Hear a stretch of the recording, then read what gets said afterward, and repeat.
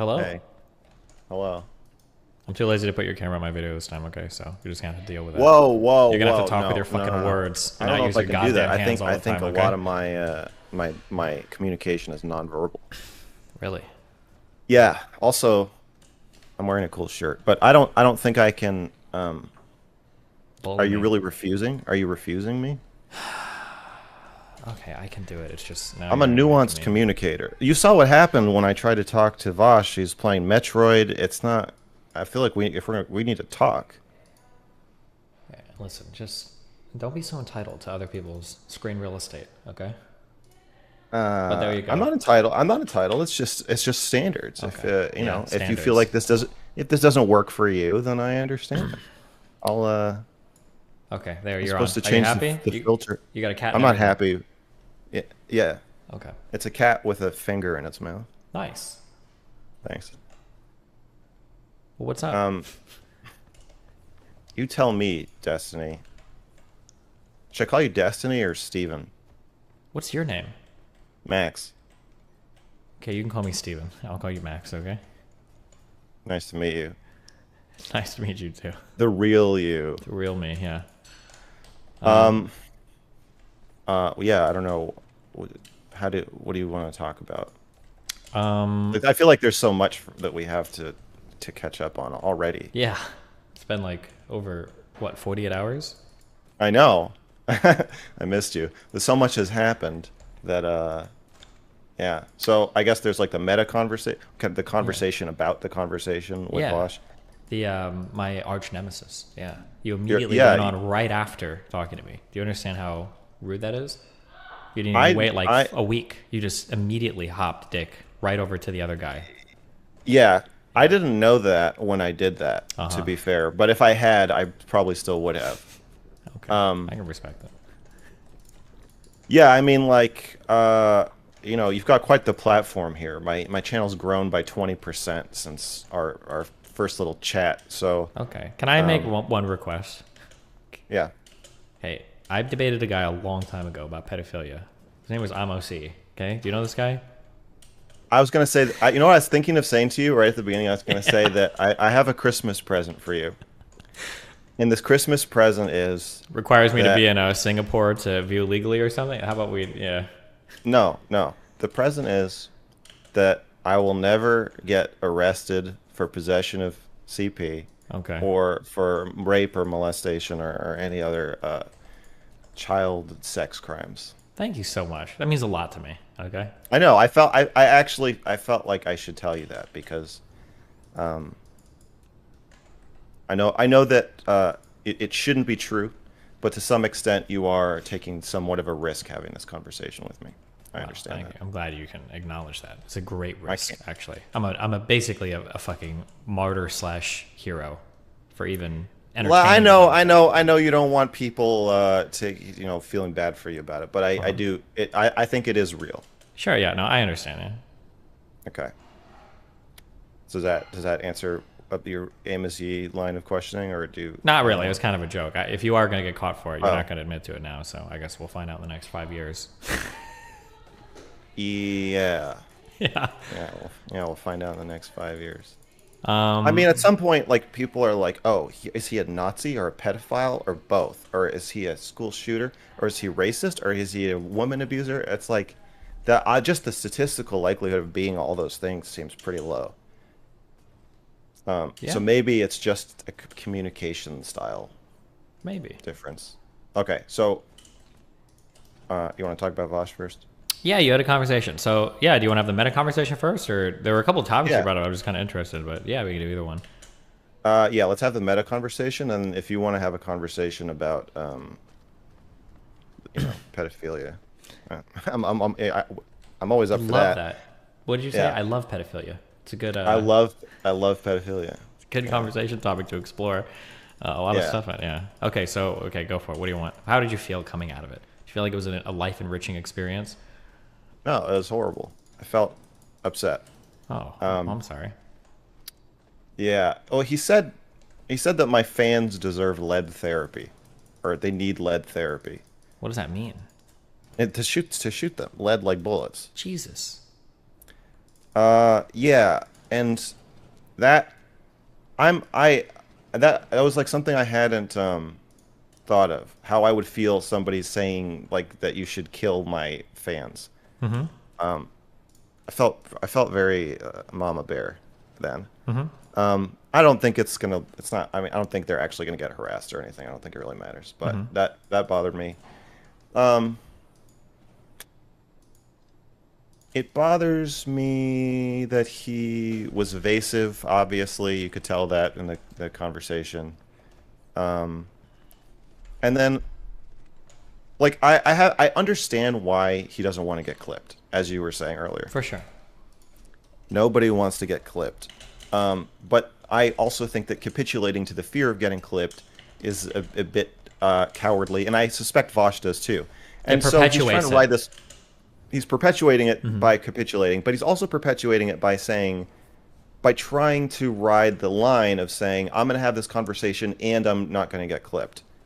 Oh And if I yeah, get, because one of my, you probably didn't watch, I went over the video today. One of my criticisms was I actually think it is totally legitimate to never want to have that conversation. I think that's especially as a sure. public figure.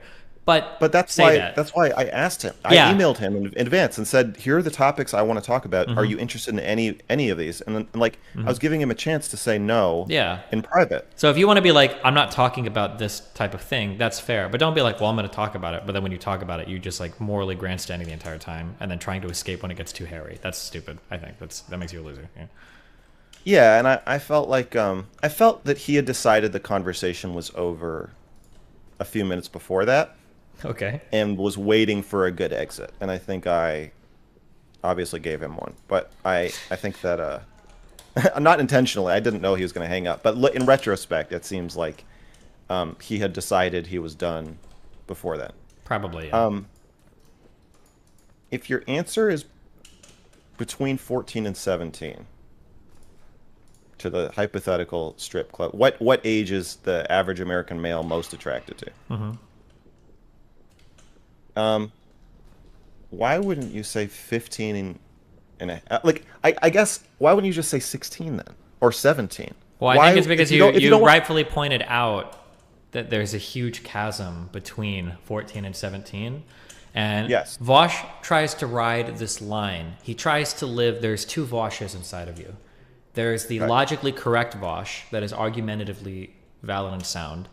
And then there's Yes. the optically and rhetorically effective Vaush that looks good in front of an audience. And he tries to So that was have a both of these Vaushes at once. And in some that was a conversations, compromise. well, the problem is these two things can't compromise sometimes. So, like, an answer to that question that is both intellectually honest and looks good publicly is they live in different worlds. There's no overlap there, probably, because the answer is probably a bit younger than you really want to admit, truthfully. But optically, if you give the better answer, it's just everybody knows it's probably not the right answer, and it just looks bad. So what I don't get, if you're at the point where you're about to snap, boot me off the call, and say that my fans should all die, Mm-hmm.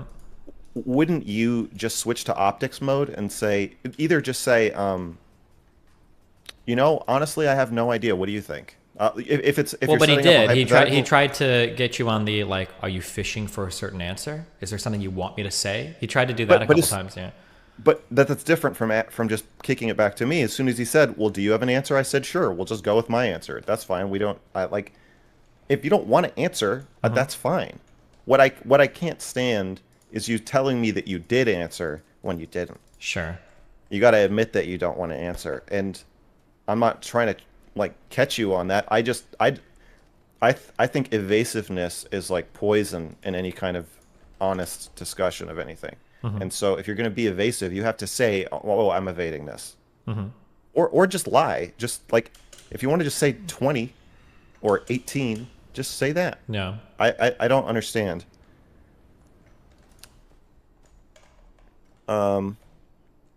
But I think that the conversation actually was kind of dead right from the beginning when I was like, I don't want us to attack each other, and I don't think that's like productive really. And he was like, I want to cut the heads off slave owners and fuck their neckles. So like, I think don't- I think in the beginning, at least for the first 10 minutes, I thought it was actually a fairly good faith attempt to engage with what you were saying. But I think it went off the rails at some point. Yeah. Well, yeah, I think that if we can't come to an understanding about our different approaches to these topics, Hmm. talking about pedophilia then is going to inevitably lead to an immediate train wreck. Probably, yeah. Yeah, that would frustrate me when you guys were you moved on from the topic, but you clearly hadn't reached any type of a mutual agreement. Not even like you both agree with each other's Understanding. yeah, understanding, yeah. And it's like, okay, Yeah. well, I don't know how the fuck you're about to advance the conversation if you couldn't agree on this or understand this, but okay. um, so yeah, but yeah. Yeah, I was kind of just like, I feel like we're gonna go in circles forever, so I'll just show you in real time what I meant, Hmm. and we'll see how this falls apart, and then we did. Hmm. Why does it matter if I'm a pedophile for the purpose of that conversation? That's another Um, question. I wish I had said that. I didn't think of it, but like, Yeah, but that people, the way that people think of these topics is, I think people are more keen to draw an association and then discredit that way rather than engage with an actual idea. That's why so much of political discourse is centered around labeling people, right? Well, yeah, this guy is saying that the crime rates between X, Y, and Z group are actually, even when we count for this, blah, right. blah, blah. It's like, okay, well, he's a racist. Oh, shit. Well, I don't have to think about it now. He's a racist. Thank God. I don't even need to worry about it, Right, right? right. And so I wish I had just headed that off and said, even if I'm a pedophile, Mm-hmm. does that mean that we can't talk about this? Mm-hmm. I guess I wish I had just said that. Okay, so if I'm a pedophile, does that mean you won't talk to me about this? And if he says yes, then I can say, okay, if by pedophile do you mean somebody who's attracted to girls primarily between the ages of 14 and 17? Because you just said that's normal. Mm-hmm. So does that mean you won't talk to anybody about this because you're surrounded by pedophiles and you're the only normal person surrounded by horrible, Mm-hmm. monsters? Yeah. But I didn't think of that. Probably would have got you kicked from the call even faster, but that would have been one way to do it. Yeah.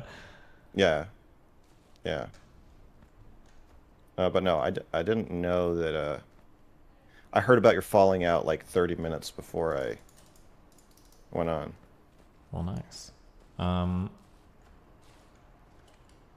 yeah. Wow. Well, was it a? Do you have a lot of conversations with people like politically or like online figures or no? No. Oh. Um, Because when you say like this is the goal of my channel, just what I hear usually, that's like something that like an established content creator that's been working in this space for a long period of time might say. That's how you talk. Not that you're like trying to misrepresent, but that's kind of what I hear. But then I see oh, I've obviously been it's a working for a long time, but I'm not established. yeah, sure. It So took me a year to get my first 80 subscribers. okay, I think partly because that is my goal. Like people don't want to hear like, nonpartisan political commentary nearly as much as they want to hear you know, more dug in arguments that are like very group friendly. sure. The reinforcing of their own kind of political beliefs. Um, Yeah. yeah, But yeah, I started my channel 4 years ago. nice, good job. I also had a newsletter in high school, and I had a newsletter in college that I talked about political stuffs, and was very controversial, and had some media attention and got me in trouble. And then in college, I got arrested for talking about the Virginia Tech shooting. And then I had like a blog, and so like I'm not established at all, but I have been sort of dealing with like PR nightmares related to how I communicate for a long time. Hmm. And in my personal life, the same thing. So, yeah. Gotcha. Okay. Well, is there anything else you want to say about that, or did I you don't actually think get so. arrested, or was it just an interrogation? I got arrested. Was it from? Were you charged with anything? Yeah. What were you charged with? Interference of students, faculty, or staff of an educational institution. And then there's a subcategory that is a felony because, or not a felony. Mm-hmm. There's a class A misdemeanor and a class B misdemeanor. There's like a more serious one that Mm-hmm. is because you threatened to kill somebody. That's how you interfered. I got charged with that one. Gotcha. And did you end up going to court over any of these, or did they drop these, or? I got deferred prosecution. I was barred from campus for 2 months. The ACLU represented me. Oh, okay. Damn. Yeah, they had police stationed at my classroom door just in case I came back to kill everybody Okay. for I think for like a week or something. Uh huh. And yeah, the ACLU represented me for free, and then they got I got offered deferred prosecution as like a deal, which I took. So What was it? I don't know if you're allowed to say, but did you take that under the advice of the ACLU representation, or did you just want to do it because you wanted to yes, be done with it? Yeah. no, I wanted to go to trial, but Oh, they were like, so they they were like, thought their feeling was that you could have actually got a conviction for some of this. no, no, no, no. They were like, you're not going to get convicted, but what's going to happen at trial is not going to be psychologically good for you. And like, I know you want to fight these people, Uh huh. but don't. Like, it's not a criminal trial, even if you're acquitted, is a horrific process. And basically, like, you're like a smart kid. We like you. You're too. It was a very personal conversation. It was like you're like I really like you. I care about you. I don't want to see this happen to you. Mm-hmm. And like we really really really have to strongly push you to take this. It's a mistake. And I got invited on Dr. Phil, and they said the same thing. They were like, I know that you think you can like outsmart Dr. Phil or whatever, but Uh it huh. doesn't matter. The audience is there to watch a freak show, and you're the freak. Mm-hmm. Don't and kind of a very similar feeling to Vaush, right? Like from the moment I walked in, um, there was no warmth at all, Mm-hmm. and no matter even the panties joke was an attempt on my part to extend an olive branch to him to be like, okay, I can make fun of like if you're gonna call me a creep or a pedophile, I'll make fun of myself. Like it was a bit aggressive, but it was also an attempt to be like I don't want to be cornered by you, but I get it. The way I talk about this is creepy. That's fine, whatever. Mm-hmm. But there's no warmth, and I think that's what they were warning me about. That I have this kind of like naive perception. So I feel like with you do offer more good faith than the average Mm-hmm. streamer that I've had experience with. Yeah, I think I said this exact same thing when I was watching your thing. I think I said you seem incredibly naive and that you assume a lot out of people, and I don't think that they're ever going to live up to your expectations. Right. Yeah. Right. That's Yeah, a meaner my way of life, saying it, my, but yeah, I know what you're saying. Yeah. yeah, my life is sad and disappointing for that reason. And so they saw that in me, and they were like, the Dr. Phil you would be if you had a show where you did what Dr. Phil does is not who Dr. Phil is. Yeah, And sure. you have to understand that. These people are not here to help you. They're not even here to talk to you. So just don't. Like write a book or write your newsletter, make a rap album, whatever. Do your own thing, but the jury doesn't nobody cares. Or a very small and like obviously I don't like cynicism. So that was very tough for me, but they were right. Because I couldn't have handled this back then. Yeah, so I spent the night in jail for comments in a class discussion about the Virginia Tech shooting. What were the? Do you want to say the comments? Uh, yeah. Um, it was the day after the shooting, and everybody was saying, you know what people say after a mass shooting? They say, "How could anybody do such a thing? Mm-hmm. Why is this oh my gosh, thoughts and prayers, this I'm so hurt. I'm so blah blah." Mm-hmm. And after like so the teacher or the class was contemporary and historical issues of black women. Mm-hmm. And the teacher said and the class was like 20 white girls. Okay. Yeah. This is at the University of Colorado. 2 black girls, 1 black guy, and me. Mm-hmm. And I'd known them. It was the end of the semester, so we'd known each other for like 4 months already. And I was known for having controversial pushbacks and takes and arguments in the class. And I had my newsletter that people also thought was controversial. And so this is not like completely out of context, is what I'm saying. And the teacher said, it's impossible to talk about our normal blah, blah. So I want you to write down, we're going to read a poem about humanity today, and I want you to write down, your thoughts about humanity as it relates to this, and then Mm-hmm. we're going to talk about it. So after an hour of I am not a mass shooter virtue signaling that I don't have a lot of patience for, Mm-hmm. I said, anybody who says they've never thought about shooting 32 people is lying. Okay. Yeah.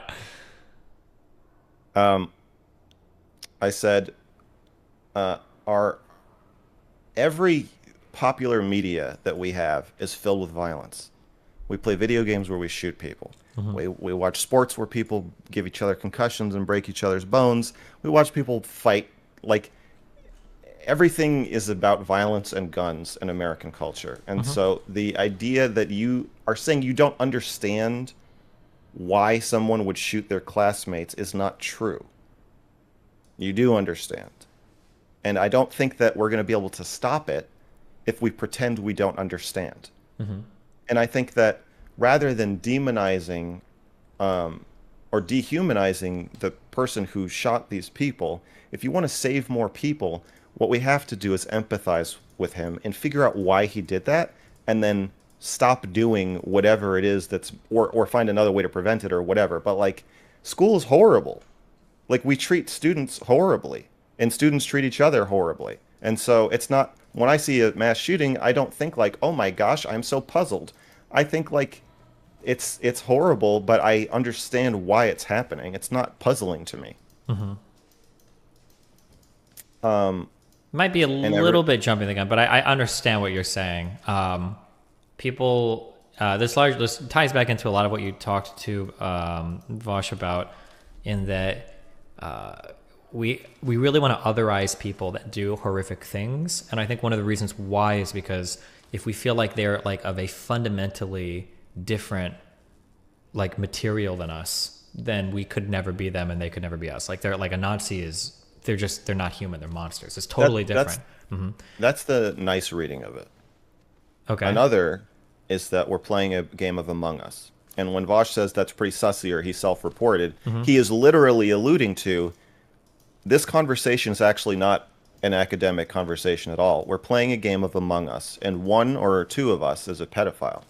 And we're doing our tasks, right? We're going around the ship and we're doing our tasks. So Mm-hmm. that's in this case, that's you making an observation, I make an observation. But that's just what we're pretending to do. Really, what we're doing is we're making deductions, and we're trying to throw the scent off of ourselves so that we can hit the report button and get somebody else ejected so that we can live one more day. Mm-hmm. Yeah, I understand what And you're saying. I meant like in general, like, this is the problem with like otherizing people, is that we lose the ability to see potential pitfalls in our own behavior, and we lose the ability to understand why people act the way they do. Oh, when okay. Yeah, sorry. Yeah, I understand. I wasn't specifically talking about the Vaush comment. I just mean the more broad statement of like the harm in otherizing people. Yeah. I thought you were saying that's the motivation for otherizing people, that we otherize them because it's too upsetting for us to believe that we could be like that. But I see what you're saying. You're saying it creates a blind spot. Yeah, yeah. Why we do it is a whole other thing, but the blind spot is really bad. I have a lot of problems with the way that he speaks, and I hate everything he says about basically politics, philosophy, anything outside of psychology.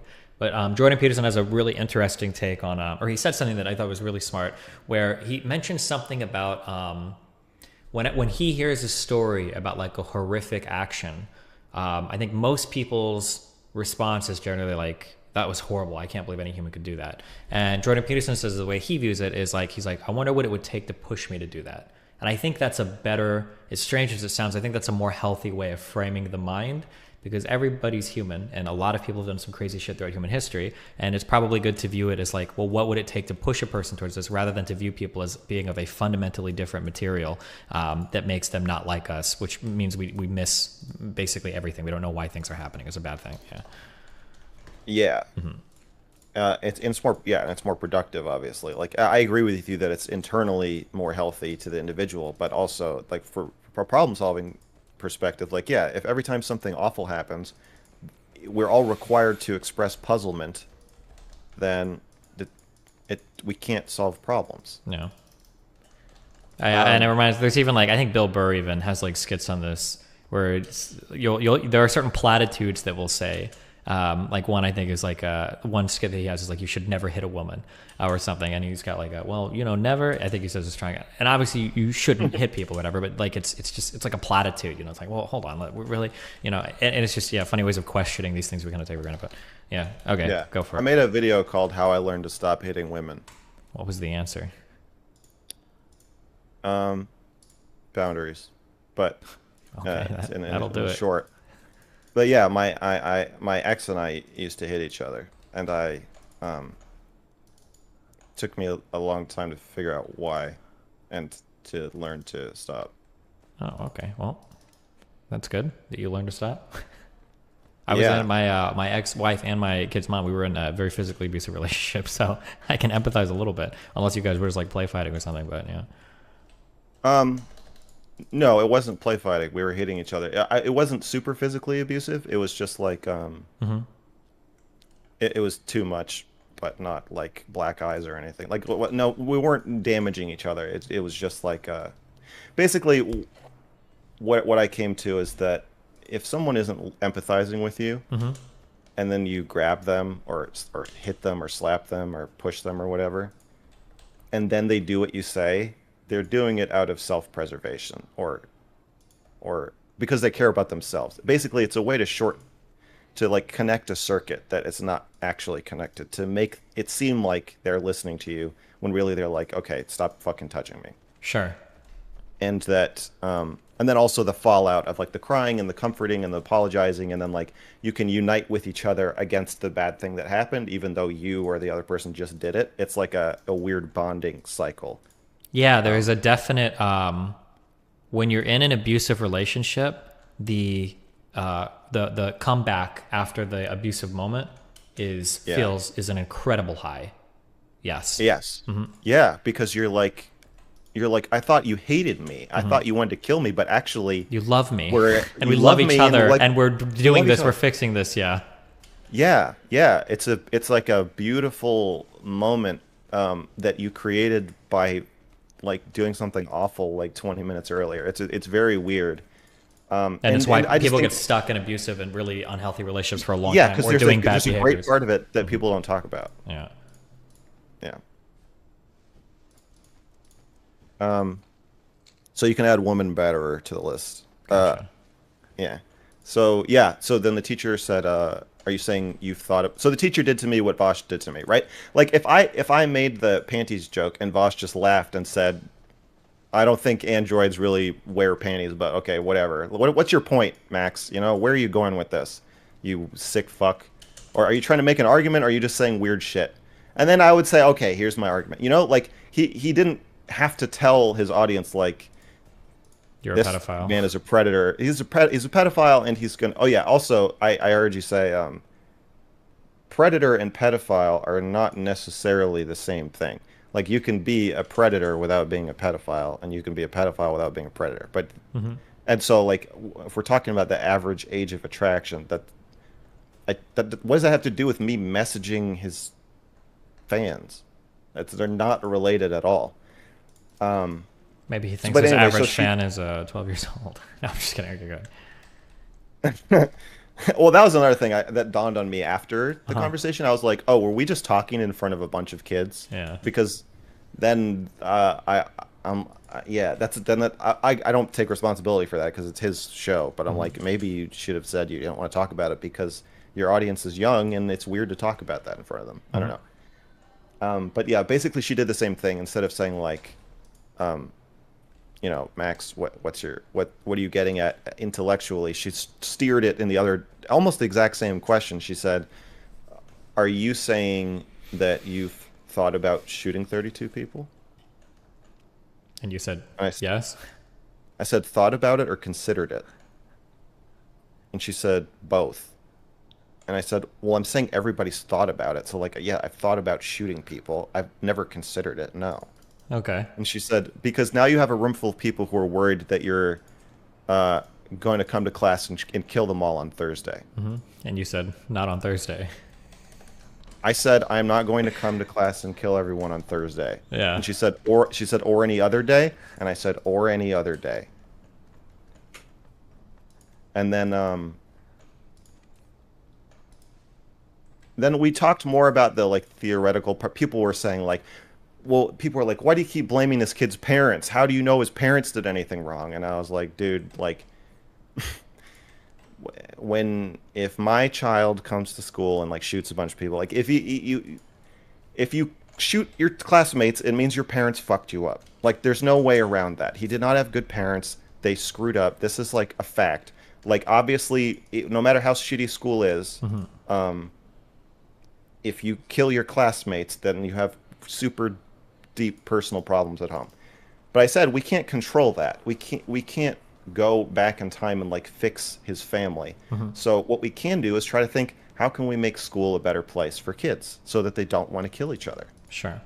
To amend your statement a little bit, as a parent, I think I would largely agree, but I can conceive of some examples where a kid gets fucked up by other stuff that's kind of the parents just can't reasonably catch it. So I think like the best example is like you could fall in what? Mass shooter fucked up? Potentially, yeah. Like you fall in with a shitty crowd in school and, you know, either the parents don't realize it, or especially if you're in a circumstance where you've got like one working parent and, you know, there's like not that much attention in the household over your day-to-day child's life where like, yeah, you know, a better parenting situation could have prevented this, but it's a little bit hard. It's like, well, that's the parent's fault. But there's obviously some lapse in parenting going on, but like it's a crazy world out there. There's a lot of things influencing your kid at once, but yeah. I think it's their fault. I don't want to get too, personal about your own feelings about your own parenting. So, but I think if your kid shoots 32 people, you have made a terrible mistake. Most likely, I think it's reasonable to assume that. But there are the only reason I'm going to say definitionally. Definitionally, I would even say that in the job description of parent, your kid not coming to school and shooting my kid is part of your job. Yeah, I would say probably true. The only reason why I don't like to, and this might be my inner liberal coming out. The only reason why I wouldn't 100% ascribe like this is on the parents is because I think to some extent we're going to have to accept that once your kid is like 7 years old, there are going to be things that start to influence him that's outside of your direct purview. And depending on how fucked up those things you can get, like you can only reasonably exert so much influence over a child's day-to-day life. So a really good example of this is when I was growing up, when you were growing up, when we were growing up, you used to hear things from parents, or you used to hear things about like, well, you know, always monitor your child's internet use. And when we were growing up, that was possible. You had generally, well, in my experience, you have one family computer. There was no fucking incognito mode, okay? It was pretty hard to hide fucked up shit that you were looking at from your parent, okay? You're in the room at fucking 12 a.m. masturbating to some crazy shit. You don't know where mom and dad is. You're going to download weird shit on your computer. But these days, you've got like tablets, phones, other people's internet devices. Like there's so much shit that maybe it's better as a society that we have a conversation like, okay, well, what is reasonable to show to kids? Or maybe we should have some societal responsibility for it because it's impossible for a parent to monitor at every single stage, every single thing their kid is watching, I think that's reasonable, but go ahead. How bad do you think it is for us to have grown up masturbating in common areas? In common areas? Like, isn't that weird? That there's like a from like 1995 to like 2001, every teenager had to look at porn in the computer room. Well, I mean, some people printed stuff out. Other people had the, what was it, like the Target magazines with the models in the underwear section. Or way back before then, there were like the Playboy and the Hustler magazines and shit. But sure, but like if you wanted to jack off looking at the computer, you had to be. Yeah. You do it at the family computer, and you just had to be ready to like, you know, quickly conceal. Yeah. Well, it made a lot of guys, you know what, here's the most common sexual complaint. If you want to be ahead of the curve, made a lot of guys really quiet comers. Apparently that's really unattractive. Yeah, a lot of women like to hear noise, and a lot of guys, when they're jerking off, like, yes. And you're done. I really don't like that. Yeah. I find it very unappealing in porn when men are just like, it's not good. Because you're still looking over your shoulder for mom and dad. You don't know, and they're gonna walk around the corner and really get busted. But sorry, okay. You're so, most likely a failure in parenting around the kid. I'm gonna go ahead and say if your kid can be talked into shooting 32 people, that's still your fault. I have a hard line on this. Okay, We don't have gotcha. to agree, No, but we this don't. just That's is fine. where I'm But at. okay, go for it. So people Where were we going like, from here? why are you attacking his parents? Like they might have been good parents. And I'm like, fuck you. And then they said, somebody said, well, what about school makes you angry, Max? It's the same conversation I've been having it my whole life. It's funny how similar it is. I said, well, the fluorescent lights, there's a shitty hole in the wall right here because they stuck us in like a crappy classroom because they don't like the women's studies department. We're like in a basement here, and like like the science whatever rooms are much nicer. Just the mindless droves of stupid people walking around, not thinking about what they're doing. Just that to the school you become a number. You become your student number instead of like a person. Nobody knows who you are. It's all just anonymous and depressing. So in the newspaper the next day, Max Carson says he's angry enough to kill. He has every reason to kill his classmates because of the fluorescent lights and other colorful quotes like that. Okay. My teacher told the head of the women's studies department, who hated me already because of my newsletter, and the director of the department, who was not there, called the police on me, told them I threatened to kill all my classmates, and they arrested me that day. Here's a question. Do you think that was fair of them or no? No. Well, what do you mean by fair? From a practical standpoint, if you think I'm considering killing you, and you think that throwing me in jail overnight and then letting me out the next day, and then in the discovery process giving me a list of everyone's home addresses and names is going to protect you, then you're an idiot. That doesn't make any sense. Here would be my on the other end of this. So to be clear, I think challenging conversations should happen in school. I like that. I appreciate. Well, they don't anymore, or it seems like it's harder to do them. But I think they should. But this would be my concern. Is I'll do it from the parent point of view, so I can guilt trip you. If my kid was going to school and somebody made comments in class that were similar to yours, and then you do come to school and you shoot it up, and I start hearing all the students saying, "Oh yeah, remember yesterday when, when Mrs. Jane Thompson was listening to the students say that the fluorescent lights pissed him off so much he considered killing classmates." If I heard that the teacher heard that, and I was like, "Wait a second, you heard this motherfucker saying this shit and you didn't do anything about it? Are you fucking kidding me?" Okay, so I could see people imagine, being like, "Yeah, go for it." Imagine your kid's going to school and your kid gets shot, and then you hear blah blah blah, the same story. But the story is that there was an academic debate about the shooting, and this kid who ended up being a shooter was asked by the teacher repeated probing provocative questions about his own predilections and rage, and then they threw him in jail overnight.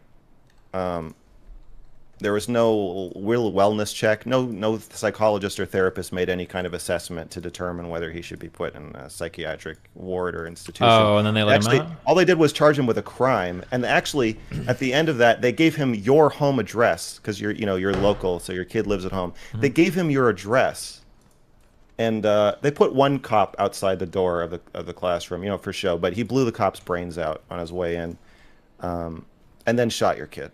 Would you be happy with how they handled that? Probably not. That's why I laughed when you said you were banned from class or campus for, was it 2 months or 4 months? 2 months. I was not allowed to go within 30 feet of any of my that seemed like a kind of a funny punishment if they actually thought the crime was real. I had have you ever heard of a game called League of Legends?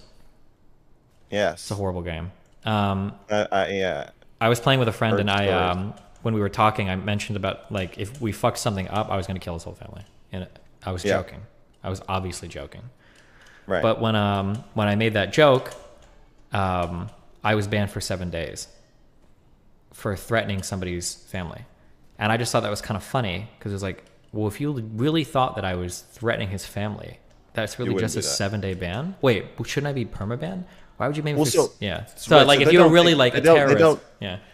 So I think that's different. They don't think you're threat. They don't think it's a real threat. And so I said the vice chancellor brought me into his office, who also already hated me and was gleeful at the opportunity to bar me from campus. And he said, you made threats, blah blah. And I said, are you afraid of me?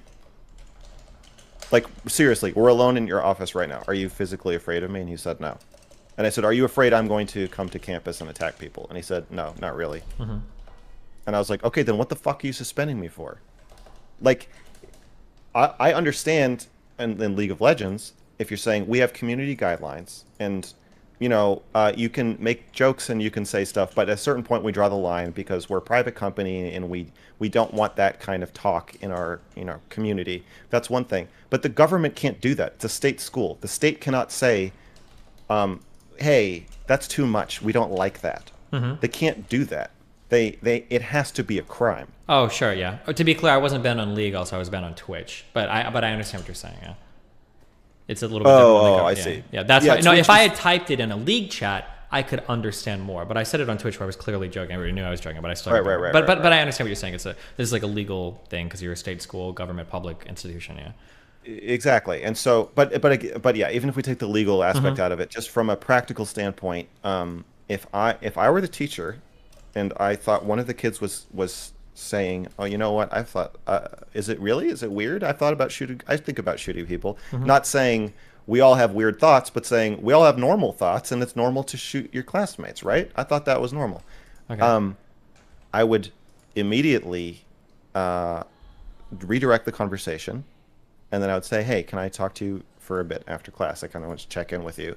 And I wouldn't say you're not allowed to say that. I would say I want to hear more about exactly what you mean in a non-confrontational way. I want you to spell out exactly for me what you mean, and then I will alert the relevant authorities based on what you say.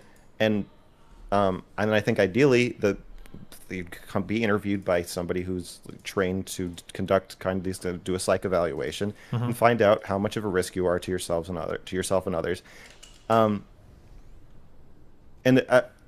like, there's no interference with the class. As soon as she told me to stop talking, I stopped talking. It's not like I was shouting and saying like it was a back and forth discussion. So I don't think it was handled well, from a practical standpoint, or a moral standpoint, or a legal standpoint, or a philosophical standpoint. Okay. But it's me being naive. It's the same thing, thinking that like the day after a mass shooting, you can have a real conversation about it with challenging, disturbing ideas about empathizing with people in order to stop these things from happening. You had a Bill Maher moment. Are you familiar with why he got fired from mainstream TV? No. After he had a conversation he had a mainstream like media show. He was on one of the big channels, and it was like a week after 9/11. And people were talking about like how brave the firefighters were, some shit, and how cowardly the terrorists were, or something. And he said something like, "Well, I don't know. I think getting in a plane and flying into a building is actually really brave." Yes. Like, yeah, and he got fucked for it. Yeah. It's true, but I don't think that's naive of him to say that. I think that he knew he was saying it because it was a funny, because it's inappropriate. Yeah, well, yeah, he is a provocative kind of person. I think you are provocative as well, somewhat, right? Or do you? Yes, but my problem runs a little deeper, where I genuinely didn't know that Vaush was going to kick me for saying that. Oh, sure. And I genuinely didn't know that I was going to get arrested, or I thought people would say, "Oh, here Max is running his mouth again." I didn't think they were going to say, "Oh, Max is threatening to kill us." Like, I did not know that. And I think Bill Maher has a better antenna for how things are going to be received. Mm-hmm. Wait. Sorry, I just heard something really weird in chat. Destiny, by the way, one of his guests was on the plane that got hijacked on 9/11. I'm pretty sure everybody on all four of those planes is dead. I don't understand what that comment means in chat. I think that as time has gone on, it's probably been more difficult because if you maintain the same level of kind of like satirical engagement with the world, the windows have moved over what's acceptable. Like the types of Except I'm not being satirical. No, but your delivery is pretty dry. Yes. Anybody who says they never thought about shooting 32 people is dry, for sure. It's not satirical. Yeah. I literally believe that.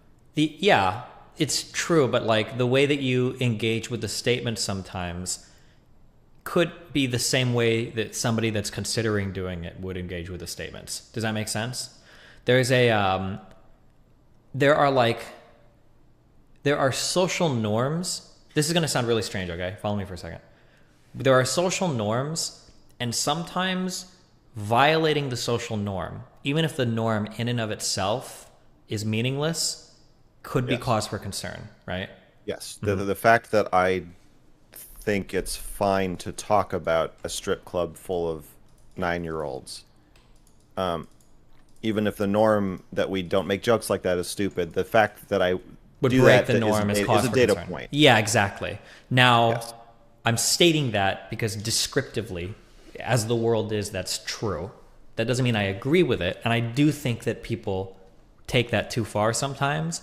But not to talk down or give you advice, but that's if I'm talking to an audience, I think it's important for me and probably for you. You have to be really mindful that people will draw very quick conclusions about who you are, what you stand for, based on the types of social norms you are willing to break. I'm intentionally unmindful of that. You can be intentionally unmindful. That is a thing you can do. Some of it is just naivete, and like I am wired to not be mindful of it, but I kind of lean into it. There is a little alarm bell, a very distant, faint thing that's like, if you start talking about strip clubs, the strip club, and call it Mac, MrGirls, whatever you want, Emporium, this could go south, Max. And I think it's a much quieter alarm, but I intentionally, I think part of the point that I'm making is that I don't want that to restrict how we talk about things. Sure. So I have to just break those norms. Okay. There are... And I'm just mildly like autistic enough that I'm going to do it anyway. So all I have to do is just kind of let myself say whatever I feel like saying, and then it just happens. Yeah, this is kind of the way that this is the way that I phrase this. Have you ever heard somebody say like, "Oh, I'm just an asshole in real life" or whatever? That's just who I am. That's how I am. I am an asshole. I can be very blunt. I can be very cold. I can be very dry. However, sometimes people are willing to state that part, but they're not willing to accept the consequences of it. And that's something that has to be considered. So like, I'm an asshole. I'm very blunt. I'm very dry. I know that. But I also recognize there's a lot of people that will never be my friend or never want to tolerate me because of my personality. But I'm willing to accept that trade-off. That's the only thing I'm saying. So when you talk to people, like 99% of people that do politics on the internet, I'm a huge outsider here. And you're going to find this out if you keep talking to more and more people. Okay? Because Vaush is better than most. Hunter Avalone invited me to talk to him. Hunter might be okay because he tries. I don't mean to sound really full of myself, but he tries to model, I think, a little bit off of some of what I do. So some of these people will be okay, maybe. But a lot of people are going to be very quick if you're willing to break social norms to associate you very negatively very quickly and then write you off and then move on. And that's going to be something that you have to like. That's just it. You have to accept that. So you have to. I think I may need to explicitly agree at the outset then with them that like this is kind of how I communicate. And this is how we're going to go into murky waters. So if you don't want to go into murky waters, then just say that. And the way we don't. It's not just murky waters though. It's your demeanor. It feels very scary to a lot of people. Do you understand that or do you not understand that? Yes, people are terrified of me and always have been. I understand that. Yeah, you say that half jokingly, but like you come across as somewhat different. You must understand this, yeah? I do sometimes as well. I'm not joking. Yeah, people okay. literally are. When I go to the grocery store and I buy whatever I buy chicken. If the cashier is paying attention, they will become often terrified of me. Okay, gotcha, yeah. Just through a 3-second interaction. Okay, so then you're aware that you just have to be mindful of how people are going to interpret what you say, and that this is going to actually preclude you from certain conversations. Now, the only reason I say this, and I'm speaking from personal experience for a lot of this, because a lot of our ideas are the same internally, but I've had to externally remodel some of these, because I used to believe like I want to be able to talk about anything how I want to, and the only thing that should matter at the end of the day is the strength of my argument. Literally nothing else should matter. I should be able to murder, in a video game, 20 people, and it shouldn't affect anything I say. I should be the biggest hypocrite in the world, whatever. None of that should have anything to do with the veracity of any of the arguments that I make. But realistically, it does. Everybody views you in a holistic manner. And sometimes the strength of your arguments are literally resting on the validity of your character or your past actions in terms of what you can get away with or can't get away with or how people view your arguments. It's not fair. That's why I got you your Christmas present. What was that again? Not raping kids. Oh, yeah. Thank you. True. So that your character isn't that damaged, hopefully. I know. Yeah. To proceed down the road I'm going down, I have to be either a Boy Scout or very transparent. I think just saying like, yeah, I used to hit my ex is also kind of a way to say like, I'm not going to lie to you. The trade-off is, but I get to say whatever I want and communicate in a way that's terrifying. But the trade-off is I have to tell you the truth. Sure. You can do it, but I'm just always warning you that like people... Are you mentoring me? No. Well, because you're entering this foray, and I don't know how long until you get canceled or fired or give up. Because I think you're very good at having conversations. A lot of people aren't capable of hearing something and reworking it in a way that makes sense, and then you both understand it, and then you kind of move on from there in the conversation. Talking. Yeah, I say that, but the more you talk to people, you realize the bar is, well, you already should know this from your real life experience. The bar is very, very fucking low, right? Yes. Yeah. But so don't get discouraged too quickly. But it's going to be, have you heard of like there's like the triangle of argumentation? It's like ethos, pathos, and logos, your rhetorics in terms of how to, I think logos is like logic. Pathos is like emotion. And ethos is like your character. And these are like the three parts of building an argument. Like some people will rely on, deductive logic to be true. Other people might make a personal emotional appeal. And other people might say like, well, look who I am. Like, this is like you can trust me. I'm a doctor, So there's like, these are like the three. That's the dangerous one. Yeah. But those are the three pillars by which humans relate to arguments. And the two they use the most are the ethos, so the character, and the pathos, your like emotional appeals. The logos doesn't really matter that much to a lot of people, so it's good to be mindful. We're pretending it's logos, but usually it's the other two. Yeah, and all of them masquerade as logos. Everybody likes to pretend. Yeah, sure. Okay. Yeah. Sorry, that was just a whole aside. But I'm just saying that when you relate to people, you do come off as very different, and that's going to influence the way. So when you're like, oh, hey, I want to be very frank about how we're going to talk about this, and then you're like, okay, cool, and you're like, all right. Just even saying that is going to be terrifying. No, most people will hear that and be like, oh, I can have frank conversations. But then if your next joke is like, so like, what color panties are the best on like a 9-year-old? They're going to immediately like eject, like, I need to get the fuck out of this. That's not what they were prepared for. I'm just saying that's going to be the normal reaction, probably to a lot of people. I know, but you know that I know it's a joke. Yeah, I understand. But I was arrested in 2007. I got suspended in high school 4 times for my newsletter. So that I've been getting publicly, like literally punished for this since I was 16. That's actually going to be that was my next question. What do you, or you don't have to say if you aren't comfortable. What do you do for work, or do you, or? I was a personal trainer in LA. Okay, you mentioned that. And I only have one online client now. Everybody else stopped. So I have one client still from LA. Okay. She's aware of my online presence. Okay. As all my clients were. I've been very honest with them. And then I have another job that is not aware. But okay. This is totally random, just real quick. Is your girlfriend okay with you being a personal trainer to women? Does that ever have a conflict, or has that been the subject of fights in the past? The plus side, I think, of the blunt honesty is that I'm pretty forthcoming about any like perverted thoughts I'm having about girls at the gym or guys at the gym, or like that. I don't have to pretend that there is no sexualized component to personal training. And I think that if I did have to pretend that, it would be very tense. But the fact that it's like, obviously, like if someone's butt is in your face, like that's your job, there's going to be sexual moments that just happen. And okay, gotcha. So right. I think that actually buys me a lot of trust with Shaylin, where I think she would be more worried if I was either not aware that was happening, or pretending it's not. I'm so professional that I would never even think of such a thing. Gotcha. Okay. Yeah. Sorry, we got Um, monster sidetracked. if my boss found out I was me, honestly don't even know if they would care. Okay, so a very Um, offline job, hopefully.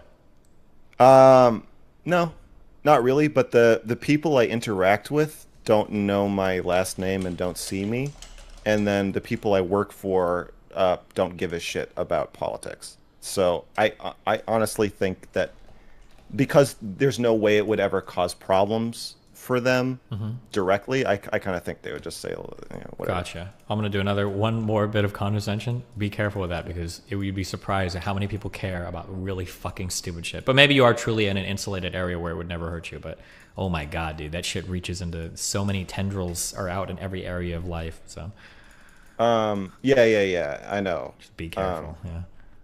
all right, well, Okay. I can't argue about it more without Revealing more. Yeah, I understand. yeah.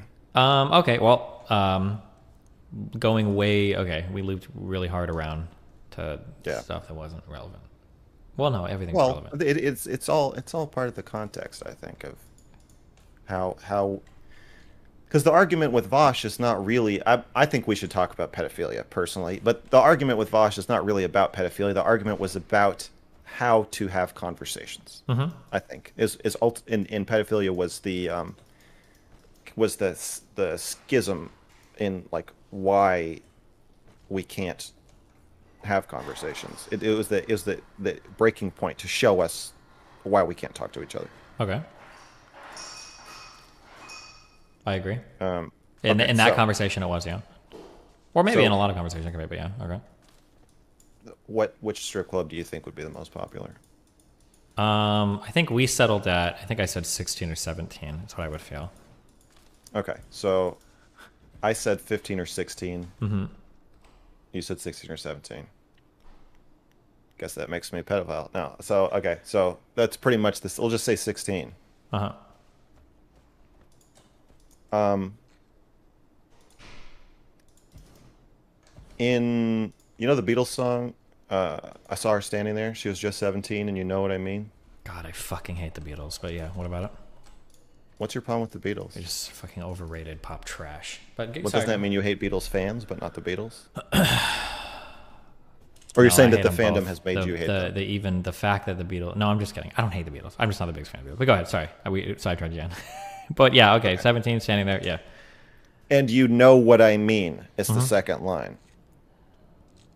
And I do know what he means. Okay. So in the 60s, it was socially acceptable to say, yeah, I do know what you mean. I know what you mean. Mm-hmm. I know what you mean, Paul. Now, it's not. Well, in real world, it is. I found that it's pretty easy to talk about the attractiveness of like the two people that I watched cuties with or have discussed cuties with in real life, Mm-hmm. or maybe three now, are totally fine talking about which of the characters is the most attractive. Um, Wait, aren't it'd these be people hard. like 10 or something, aren't they? Well, in real life they were 12 to 14, but in the movie they're 11. Okay. We'll go by real life since that's probably what. But okay. Well, you go by real life because it's a higher number, I think. Well, I'd go by But real that's life just because that's probably how they look. Like if I said I'm really attracted no, to the no, no, no, 15-year-old no, no, girl no, in like no, this no. They look. movie, They and in the look. movie it's played by a 25-year-old actor, that's a lot different than thing, right? Um, Unless they're doing they things in the look. movie to make them look younger or something, right? They look pretty young. Well, I think that actually what they do in the. Have you seen Cuties? I missed that one unfortunately, but Well, you should check it out. yeah, sounds like a But blast. it's literally, um, they do things to make them look younger. So they have a scene where they're like eating gummy bears and laughing and playing like little kids, almost like younger than 11, like they're like 9 or something. Okay. You know how like young kids will just laugh and throw shit around, but like there's kind of unstructured, like pointless interactions. Yeah, this sounds not like 9. This sounds like 3 or 4. But go ahead. Okay, so yeah, they're acting Yeah. like 3 or 4, Okay. Yeah. and then they put them in makeup and have them hitting on like high school guys, Okay. and like wearing fashionable, Parisian outfits and stuff. So they kind of play with trying to make you see them as young as possible, and Mm-hmm. then this like smash contrast to as old as possible. Okay. Yeah. Yeah, I just got. We're just talking about cuties. Oh yeah, Oh, just what was I saying? well, we were building off of because you said you talking to a friend, and then we argued over Right, what and so age. friends Yeah, are okay. in real life. People are comfortable talking about. I was sitting on a bench with my friend in San Francisco once, Mm-hmm. and he was like, "Do you want to rate women?" Okay. And I was like, we had never, because we were raised very progressive. So like the idea of rating women is like a, a a extremely taboo, terrifying thing to us because like we're feminists. So like I was like, okay, sure, like this is crazy. Like in all of our lives together, there was never a time where someone would say like, oh, that girl's a total 9 or 8 or whatever. Okay. This sounds like you were raised the most progressive I've ever heard anyone in my entire life. 'Cause I think even progressive people probably do this, right? We're like, oh, she's a 10 or whatever. But My to illustrate how progressive my hometown was, my high school girlfriend, while she was in high school, I had graduated. Um, hold on, but wait, you got to qualify that one more time. Graduated what, 10 years earlier, or what was the age here? no, like 3 months earlier, Okay. or Thank you. So you were 6 months like earlier. 18, 17, 19, 18. Okay. I Close up. was 18 and she was just 17, Okay. and you know what I I know mean. what you mean. Yeah. Okay. Go Yeah. ahead. The high school play she produced was the Vagina Monologues. Okay. I remember. Yes. And the year before that, our my class, the play was supposed to be West Side Story, but they canceled it because it was too racist. Okay. Interesting. So yeah, very very progressive upbringing. Okay. So then I got bored of rating women, and I was like, "Do you want to rate kids?" Okay. And he was like, "All right, let's do it. Like, fuck it." Um, and then we did, and it wasn't like you know, the thought police or what. It didn't even feel like, it's obviously a very controversial story to tell you right now. Like I'm sure the Yeah, chat's we're reacting. building those data points, but go ahead. We're building, yeah, one after another. One Did you after know? another. Yeah. Another here's this is a great story also that you're gonna love. I'm gonna love this one. Um, Okay. So far, 2 people I've talked to, I think, are in federal prison. I've talked to Martin Shkreli, and then Amosi, oh, and that's cool. maybe you'll be number 3. So keep, Yeah, keep going. Okay. another notch in your belt. Thank you. All right, go for it. I took a class called Psychology of Violence Okay. in obviously in college. Okay. It's This is just great. You're like a expert on the subject matter. So yes, very violent young yeah. I individual. mean, I think it's probably affected. Actually, I think maybe that class was after the other one, but like, yeah, whatever. There's a lot of psychologists in my family, so I was raised thinking about these issues also. Okay. And there's only 7 people in the class. They're all guys, and so the teacher is like 25 or something. So it's like, and he's like, you can study whatever you want, just do a research study, anything to do with violence. Okay. And two of the guys were in a child study also separately, and he was telling my friend in the class was telling me the story where he was like, actually, I think he was telling me a story about 2 other people, but I think 3 of them were in the class, and one was in our class, and he was just very uncomfortable. So we would talk about like, kind of purposefully talk about like disturbing psychological ideas just to freak him out. He would get really upset. And they were in this child study, and one of the guys said to him, or I wasn't there, but I heard about this. One of the guys said to him that girl in the front is hot. And there were 10. And he was Wait, like, hold on. I'm missing. The girl in class was 10? yes, yeah, yeah. They're standing in a classroom full of 10-year-olds, Okay. and one of the students quietly says to the other, "That girl in the front is hot." Oh, one of the other 10-year-old students or whatever. No, my Wait. my esteemed colleague, Okay. who's 22 or 23, says to another 22-year-old, Oh, okay, that okay. 10-year-old is hot. That Jesus. 10-year-old is okay, hot. gotcha. Okay, sorry, I'm following. Okay. Right. But saying it in the context of like, isn't it crazy that she's hot? And the other guy says, well, yeah, when she's older, she'll be hot. And he says, no, no, no, she is hot. And he's like, well, I can see what you're saying that, once she gets to, high school, maybe. And he's like, no, no, no. Right now, she is hot. And like this story was repeated in class, and it was just seen as like a hilarious moment to make this guy uncomfortable for not being able to admit that either he understood, or I guess catching him admitting that he knew what he meant and that he could see what he was saying, but also desperately not wanting to admit it. And then it's like, are you going to be risk being seen as a pedophile, or do you want to be one of the cool kids in class who can say things like that you actually can't tell when a 10-year-old is hot. Okay. So that was another early. I guess I'm trying to give examples of not online discourse around the topic where nobody really freaked out and nobody cared. Like, I mean, I guess this guy freaked out, but he was in the minority. Like in a class of 7 people and the professor, if he had said, "How could you say such a thing?" the professor would have been like, "Hey, don't be stupid. Come on." And yeah. So my experiences in my personal life of talking about age of attraction or pedophilia or whatever is very different from online world. And so if you said the average age most popular strip club would be 16 to a group of real people in real life, I think most of them would be like, yeah, maybe, probably. Or that's, I disagree with you. I think it would be older. But if you say it online, then you're back playing the game of Among Us to find out who's the pedophile.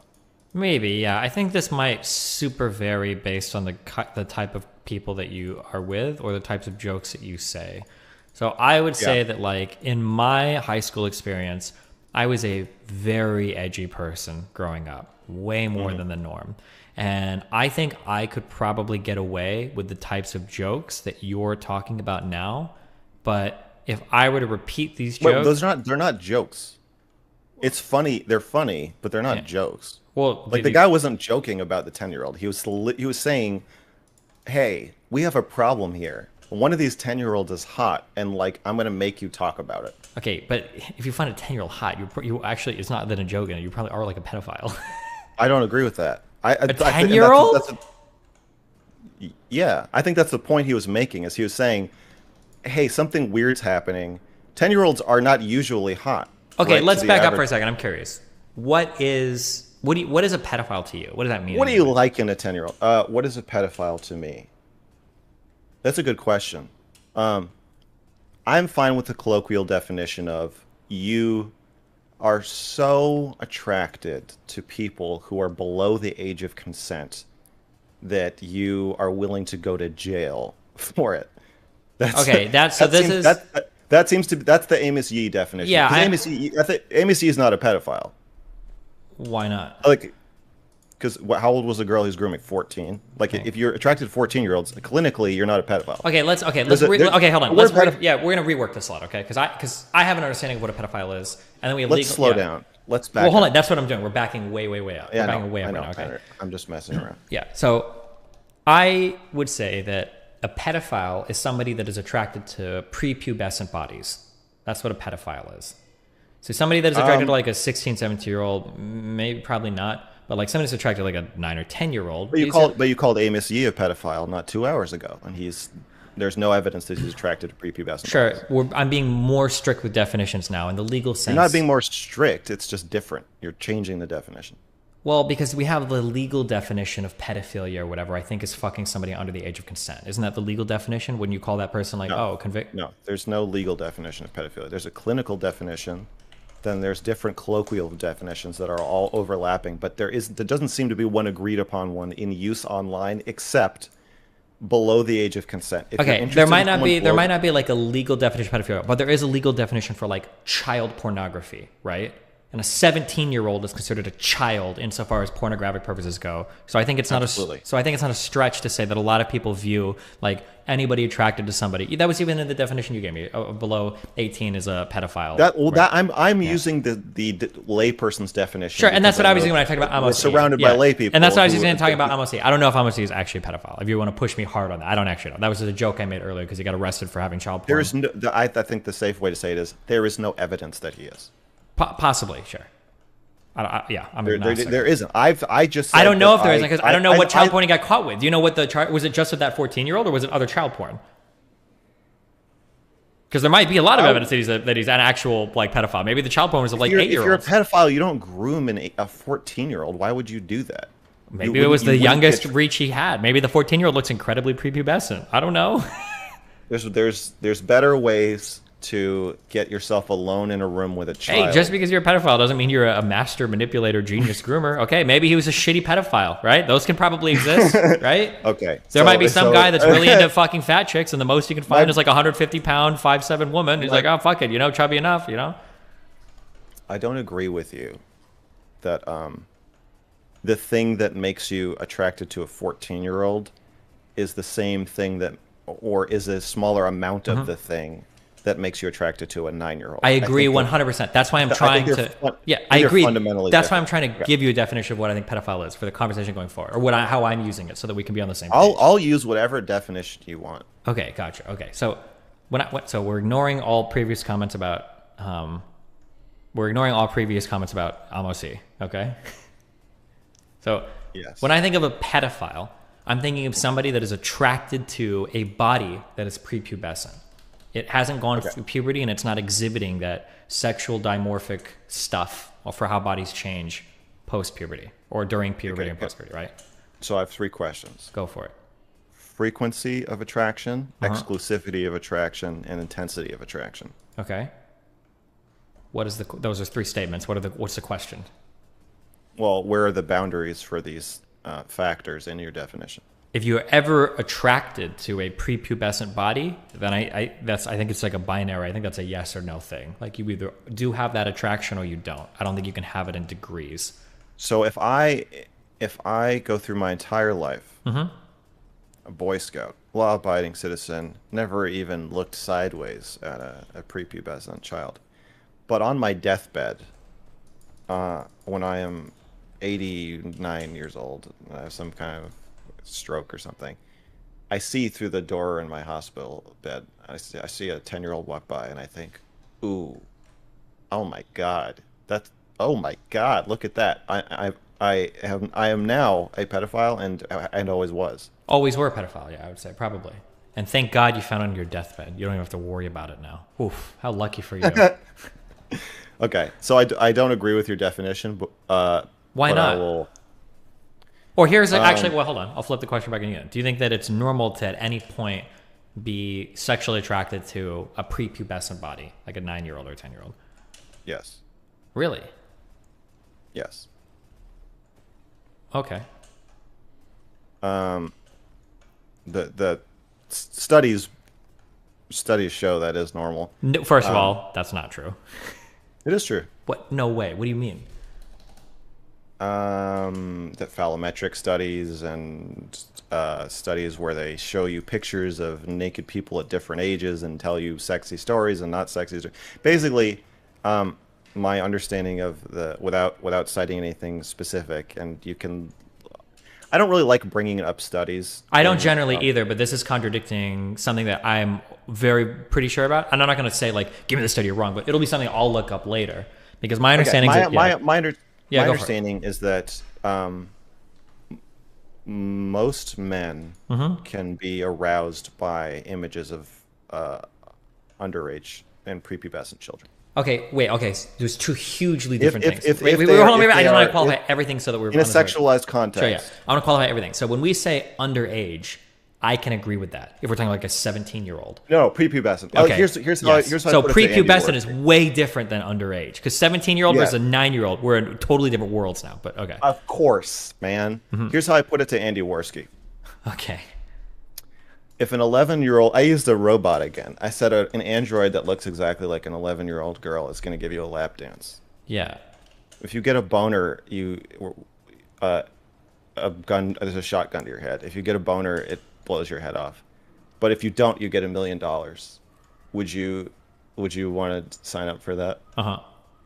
And he said, "What the fuck are you talking about?" And It's got Andy off the Warski, call. yeah. But so I think there's a difference, though. When I talk about pedophilia, I'm talking about an innate attraction to a characteristic, not a scenario. Innate's a funny word. Okay, hold on. Fuck. I don't want to focus on that. Steven. Wait, hold on. Okay, let's not say innate. Innate is a funny Let's not say word. innate. We'll say you have a strong internal attraction. Hold on, but what I'm focusing on is to a character. Does me getting an 89-year-old boner for 1 second mean I had a strong attraction? No. What I'm saying is when you have an attraction to a characteristic, not a scenario. So, for instance, okay? What's the fucking difference between a characteristic and a scenario? Huge difference. I'm about to explain it, okay? Do you think I get a boner if I watch Shaylin vomit and have diarrhea at the same time? Huge difference. Let me explain, okay? I'm very confident about this. My family has owned lots of dogs, and I have never been sexually attracted to one in my entire life, ever. I know it. I've had plenty of opportunities to fuck dogs in the past, and not even one time have I even thought about it for a second. That's because you're a pussy. I'm positive that I would never be a dog fucker. Weak. Okay, but if you were to make that same bet to me about like if you were to put like fucking peanut butter on your dick and have a dog lick it, and if you got a boner, I'm gonna blow your fucking head off, right? Well, I don't know. I don't actually know. That's the difference between I got a boner just from you saying that. That's the difference between a sexual scenario versus like just innately like being attracted to a sexual characteristic, right? Yes. So like if you put like an under, I have a counter example. Okay. I find my girlfriend attractive. Okay. If she's barfing and shitting at the same time in the middle of the kitchen floor and blood is squirting out of her eyes. Okay. And I don't get a boner, does that mean I was not innately attracted to adult women? It means that you weren't attracted to the scenario. My point is that there is never a time when you have a person without a scenario. You absolutely can. If I show you, okay, name me a scenario-less scenario. Sure. I can't wait to hear that. Just a picture of a person standing the fuck still, unless you have a fetish for standing. That is a scenario. Okay, what I'm trying to say though is that you have to meet me on this. This is just undeniably give me true. a scenario without a scenario. Stop it. As an adult man, or as a man going through puberty, what happens is you will begin to become attracted to things like boobs and booties. You will. No, there's a part in your brain. There's always you think it's every single time that you experience a boob or booties or penises or whatever. There is a scenario attached to that. The scenarios attached to boobs are breastfeeding children, and the scenarios attached to booties are shitting. Neither of these are inherently sexually attractive, but you like to look at breastfeeding children is inherently sexually attractive. Absolutely not. Absolutely well, then not. You're just wrong. I'm right. It's not. What part of it? Okay. How many views do you think these breastfeeding videos? No, you're talking about what? The fact that you bring this up. You're talking about a fetish, which means it's outside of the norm. This isn't like a normal thing to be like attracted to like a baby breastfeeding. Or if you're finding normal. Normal as in like what is within the general purview of the human experience. You're throwing up all of these different. It's like a math problem, and you've got all these like multiplication, division, and fractions, and all this fucking. It's like a function that's grown to enormous proportions. I don't think it has. I think my definition is super simple. It's very simple. The problem is you've moved on from. Okay, do you want to concede the point that you cannot actually come up with a scenario that is not a scenario? When we talk about a scenario, can you? I don't accept that a person standing still and being viewed is a scenario in the same way that a person give you a lap dance is a scenario. These are fundamentally not the same scenario. They are different scenarios, and that's why you mentioned them. It's a different class of scenario. Yes, but they are different. Okay, do you think an orange is a scenario? No. That's a non-scenario. Great. So now we have a marker. So an orange is not a scenario. Okay. Is someone standing still a scenario? If we do call it a scenario, it's part of a scenario. If we call it a scenario, it's a different class of scenario than a sexual like activity that's designed to elicit like a sexual response from you, like a lap dance. Imagine even someone you're not attracted to, if you're naked and they're standing still from you 2 inches away from you, you're much because more now the likely scenario to is like because it's a proximity thing. But it's a here's an example. Okay, wait, here's an example for what it could be a scenario. All exposures to breasts involve a proximity, Okay, a position, lighting, a situation. this is why I said a picture. This is association- why I said a picture, not other- somebody standing right in front of you. It's a different the thing. picture, the camera, the distance to the person in the picture, the implied reason for the picture being taken. But even if that was the case, though, even if that was the case, even if that was the case, a 19-year-old or 29-year-old or 39-year-old woman standing in front of you naked, I think will elicit a different response than a 9-year-old standing in front of you naked. I think it will be I'm not saying it fundamentally. wouldn't. I am stuck on one part of this. Yeah. And you are evading it. And I gave you a scenario. The scenario was I'm on my deathbed. I'm not even in my right mind. And included in the scenario is the information that I've never been attracted to a child before in my entire life. And I got one measly 89-year-old boner as a prepubescent child walks by my hospital door. And you said that makes me a pedophile. Because you're being. So that's why I said... Because you're we being have to attracted, because you're attracted to childlike features. That's, by definition, that is what pedophilia is. There is no way to separate the features from the scenario unless you want to keep the scenario the same and then change the features. Like, we can make comparisons in that way. But my point is that when you get a boner, you don't actually know why you're getting a boner. No. Hold on. Wait, what do you mean you don't? Unless you're talking about like waking up in the morning or something, I would disagree with that. You generally know why you're... If you get a boner every time your dog jumps on your lap... Yeah, because you're in a scenario where people are touching your lap and dick. That's different. Yes. So here's my point. My point is that these three questions, the three factors I want you to describe are relevant. And you're saying that they're not. I'm saying... the frequency with which, if you get a boner every time you look at your dog, every time your dog licks your hand, every time your dog jumps on your lap, and every time you see any dog, then you're attracted to dogs. I think that's fine to say. At that point, we can call it an attraction to dogs. If you get one boner looking at your dog once when you're 89 and your dog walks by your hospital bed, do you think that means you were attracted to dogs your whole life? No. Well, when you make that example, okay. Hold on. But your answer changes. No, wait, hold on, wait. Now my answer is changing because I'm understanding your question substantially different. That 10-year-old walking by the bed, was that the first time they'd seen a 10-year-old? Or was this like they'd seen tons of 10-year-olds? No. Okay, I'm sorry. When you said that, my interpretation was they were attracted to a 10-year-old. Yeah, okay. I would still say, then I would modify it. I don't know if it's possible. I would say you became a pedophile then at that point in time. But I think, so here's where I disagree with you. Okay. I think that pedophilia has to I think pedophilia, to be a useful definition, has to include a certain frequency, a certain strength of attraction, and a certain what was the third one? Frequency, intensity. Oh, and exclusivity. Okay.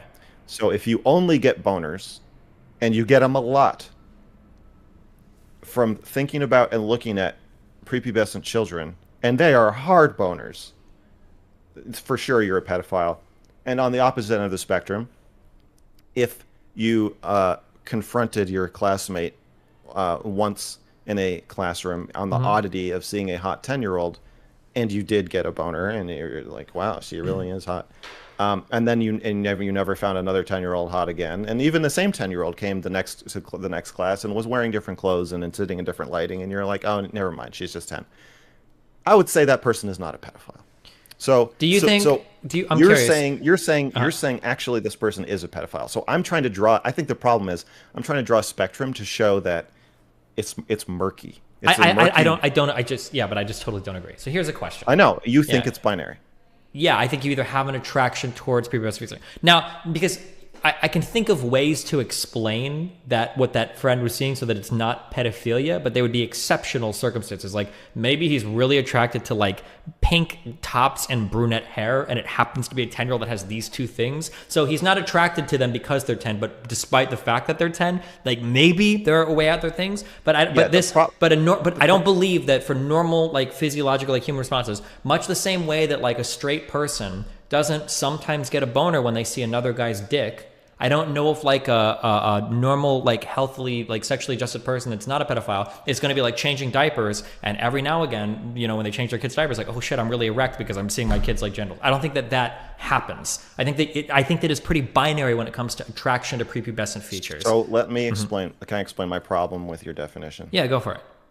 Yours, in order to distinguish whether someone's a pedophile, we both agree that you can get a boner indirectly or in a situation with a prepubescent child, and not necessarily. If you presented like a highly charged sexual scenario, sure, you can get a boner with anything. We just agree that it's possible. Boner. But there's a big difference there. But boner in presence of child does not equal pedophile. No, but sure. Child giving you lap dance does not equal just being in a room with a child and seeing them. These are two totally I didn't say different. It did. Okay, I said, gotcha. I'm just saying. Remove all other considerations. Okay. Boner in presence of child does not equal pedophile. Sure, I agree with that. Clipped. No, I'm just kidding. Okay. So my problem with your definition is that it requires a lot of explaining and defending and like, well, okay, wait a second. Wait a second. The bow she was wearing in her hair just reminds me of like blah blah blah, and like the lighting. No, I swear she should have seen it from the angle I was looking at her, bro. Blah, the makeup, blah. And to me, I as a psych major, I learned to look at things with just statistics and just say, well, how many times did it happen? Can we attach a number value to it? Can we attach a number value to the various factors that were there? Can we, and blah, blah, blah. So to me, it's a much cleaner way to say. Even in psychology. It's a cleaner way to, here's the problem. Even in psychology, that's not true, right? A psychologist would, if you were to say like, I went outdoors in the backyard and my kid had drawn a pattern and hung up a squirrel by its own skin. He skinned him, flayed him alive, and then tied a bow and then hung it up to a tree. The psychologist would never say, well, did they only do it one time? The psychologist would say, your kid is fucked up. You got some problems you need to look at. Like, there is a binary to some things in life. The problem with your comparison here is that almost every human male has at one point or another in their life gotten an erection while in the same room as a child. But getting an erection in the same room as a child is getting it because of a child. Okay, finish. Let me finish. Okay. The average kid has not skinned a squirrel and hung them up. And so actually your anti-statistics argument is not true. Statistically, one, when on a scale of how many squirrels have you skinned and hung up, is a very large number unless you're like a trapper or hunter. One is a big fucking number. When on the scale of pedophilia, and this is the argument I'm making, on the scale of getting boners because of things that you do not identify as your primary sexual attraction and that should not be identified as your primary sexual attraction, one is actually a pretty small number because you get a lot of boners. So I prefer, and here's I think fundamentally the difference between us. Okay. And on this topic, I believe that pedophilia is an extension of normal human experience, and that it's a spectrum that we're all on, and that every single person has a normal distribution of sexual stimuli, the age of the person they were fantasizing about, and there's a primary attraction age. And then drop off. Now the drop off can be steep, the drop off can be gradual, but there will be a drop off, and like any normal graph, there's going to be outlying dots all over the place. And so to me, one outlier dot at 9 for my 89-year-old self, if you see the other 500 billion erections I've gotten are centered around the age of 30, with a drop off that ends at like 20. So 20 to 40. And then we have one dot here. I would say the only reason you are saying this makes a case for calling this person a pedophile is that you want it to be that it's binary. I don't want it to be that it's binary. And B, I don't think that's a good way to describe the situation. Okay. I understand what you're saying, but I don't know. I don't know where we go from here. My understanding is that like pedophilia is. Obviously I totally disagree because I think that being attracted to prepubescent features that is a feature that is absent in the vast majority of people, And probably, if we want to go evolutionary psychology or whatever, probably for good Didn't reason. you just say smooth skin is a prepubescent feature? Yeah, it can be, but like it's not like exclusive to like there So are what ways that prepubescent feature do you find the most unattractive? I think that Or there do you, are. oh, sorry, I think do you that think people find the if most I show unattractive? you like Flat hips? if I show you a silhouette of a child versus a silhouette of an adult, generally, even just looking at the silhouette, we can probably guess like, oh, this is a child versus this is an adult, and then that I'm not saying accompanied that with I'm not saying I don't know what. Okay, you could make a list of every single prepubescent feature that you can think of, and then we can make an adult who has all of them or some of them or whatever, and everybody's going to respond in different. Like, okay, look. To me, a fundamental tenet of psychology is that all pathologies are statistical extensions of normal human experience. Everybody hears voices sometimes. Everybody. Well, wait, why would they be? Why would it even be a pathology then if it's normal? Or an extension of normality? Doesn't pathology by definition? I could be wrong. I'm just asking, but I thought pathology by definition is like aberrant or something is wrong. Or aberrant or whatever. Something's like incorrect or something is broken here. No. It's the DSM's called the Diagnostic Statistical Manual because it's about statistical abnormalities, which is the only kind of abnormality that is recognized in psychology. Sure. We do, as in the field, you don't say there's people who have hallucinations and people who don't. Everybody has hallucinations. Everybody. Oh, I thought I saw something out of the corner of my eye. That's no. Okay. Fuck. Listen, I super disagree, but okay, go ahead. That's fine. You could disagree with me. Wait, hold on. I don't disagree. That's wrong. That's not a hallucination. I thought I saw something out of the corner of my eye. There are like people don't have hallucinations on a spectrum. That's a pretty binary thing. You either do, or you don't. That's not true. It's super true. I don't agree. Well, let me. I disagree. Can I finish? Yeah, go for it. I understand. I understand you disagree with everything I'm saying and are going not everything, to just like in 80%. perpetuity until you let me know otherwise. Okay. Okay. Most hallucinations are auditory. Okay. So that's a more relatable one. Everybody has had a moment where they thought they heard something. Okay. But that actually didn't hear. Yeah. Did you say my name? No. Which is not a hallucination, but go ahead. It is a hallucination. Absolutely not. But go ahead. I Thinking disagree you hear, with it. The definition of a hallucination is a sensory input that did not actually happen. Yes. But thinking you heard your name doesn't mean there was a sensory input there. You might have just misheard something else. No. False sense data versus a misinterpretation. The other person, you're sitting in a room quietly. No one has spoken and no sounds have occurred. And then you look up and say, hey, did you just say my name? Then you might have an actual problem. If you're in an absolute silent room and there's actually no noise in it and you actually do hear something, then you're having like a hallucination. But like if you're just like in a room, and how would you define whether that person has an actual problem? What would be your next question? I don't know. Was there an actual sound in the room? Well, we're probably going to get to frequency. No, How no, often do you feel like you're here? Here, I'll be the patient, and you're Okay. determining whether I have schizophrenia. No, there is no sound in the room. Okay, well, I heard it, but my girlfriend said she didn't say my name, but I heard her say it. What's your next question? Then, oh God, Jesus. I've never. Hold on, let me open up the diagnostic for schizophrenia, I guess. When it comes to hallucinations, I would imagine that the first question would be like, do you feel like you hear things that are happening? My next question would be, do you feel like you hear anything now? And then I'll sit and wait for an answer. That's a frequency question. It'll be a frequency right? question, right? How often does this happen? No, I don't. No, I don't hear anything now. You heard, so it happened. Oh, you said how often does this happen? Yeah, it's only happened one time. Oh, no, it sounds like you just misheard some shit. Might have been a car outside. Get the fuck out of my office. You're wasting my time and your insurance's money. Okay, so on the basis of statistics, and in this case, the statistic being frequency, you've determined that actually I'm normal. Yeah. Okay, so that is how all psychological diagnoses are made. You say, something weird happened. And they say, well, you know what? Something weird happens to everybody. So how weird was it? I spent Wait, can I ask a question about I spent an entire morning thinking I was Abraham Lincoln. Uh-huh. And they say, well, actually, frequency wise, this is how many times this happened to you? Just the once. Well, you know what? Frequency wise, that's more in the skinning a squirrel territory.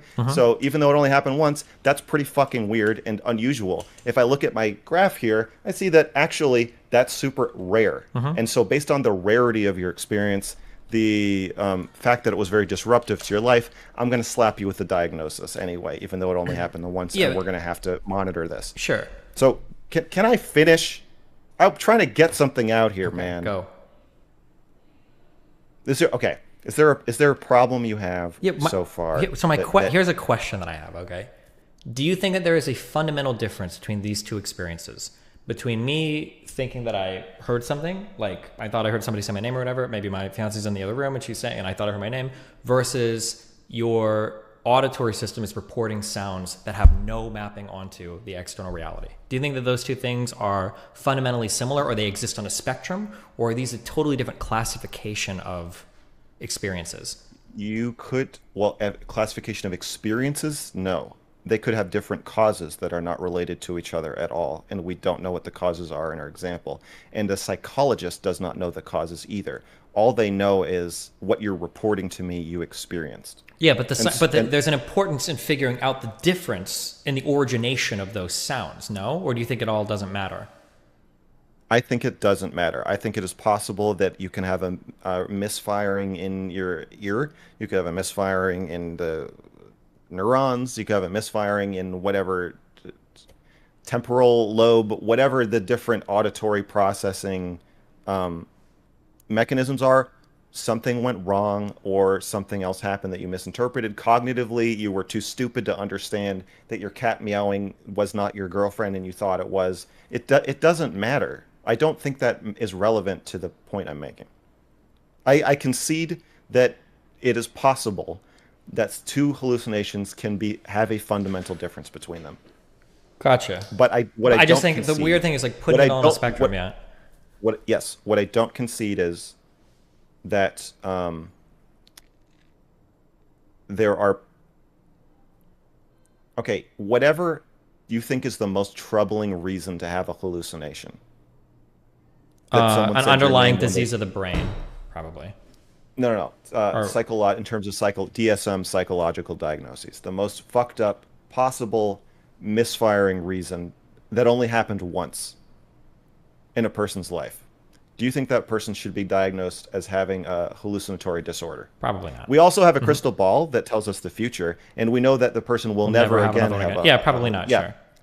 Okay, so based on this, we can disregard everything else, and we can agree that frequency in statistics is actually a basis for diagnosing someone with a pathology. Sure. In this instance. So let me make the case to you that is how all diagnoses are made.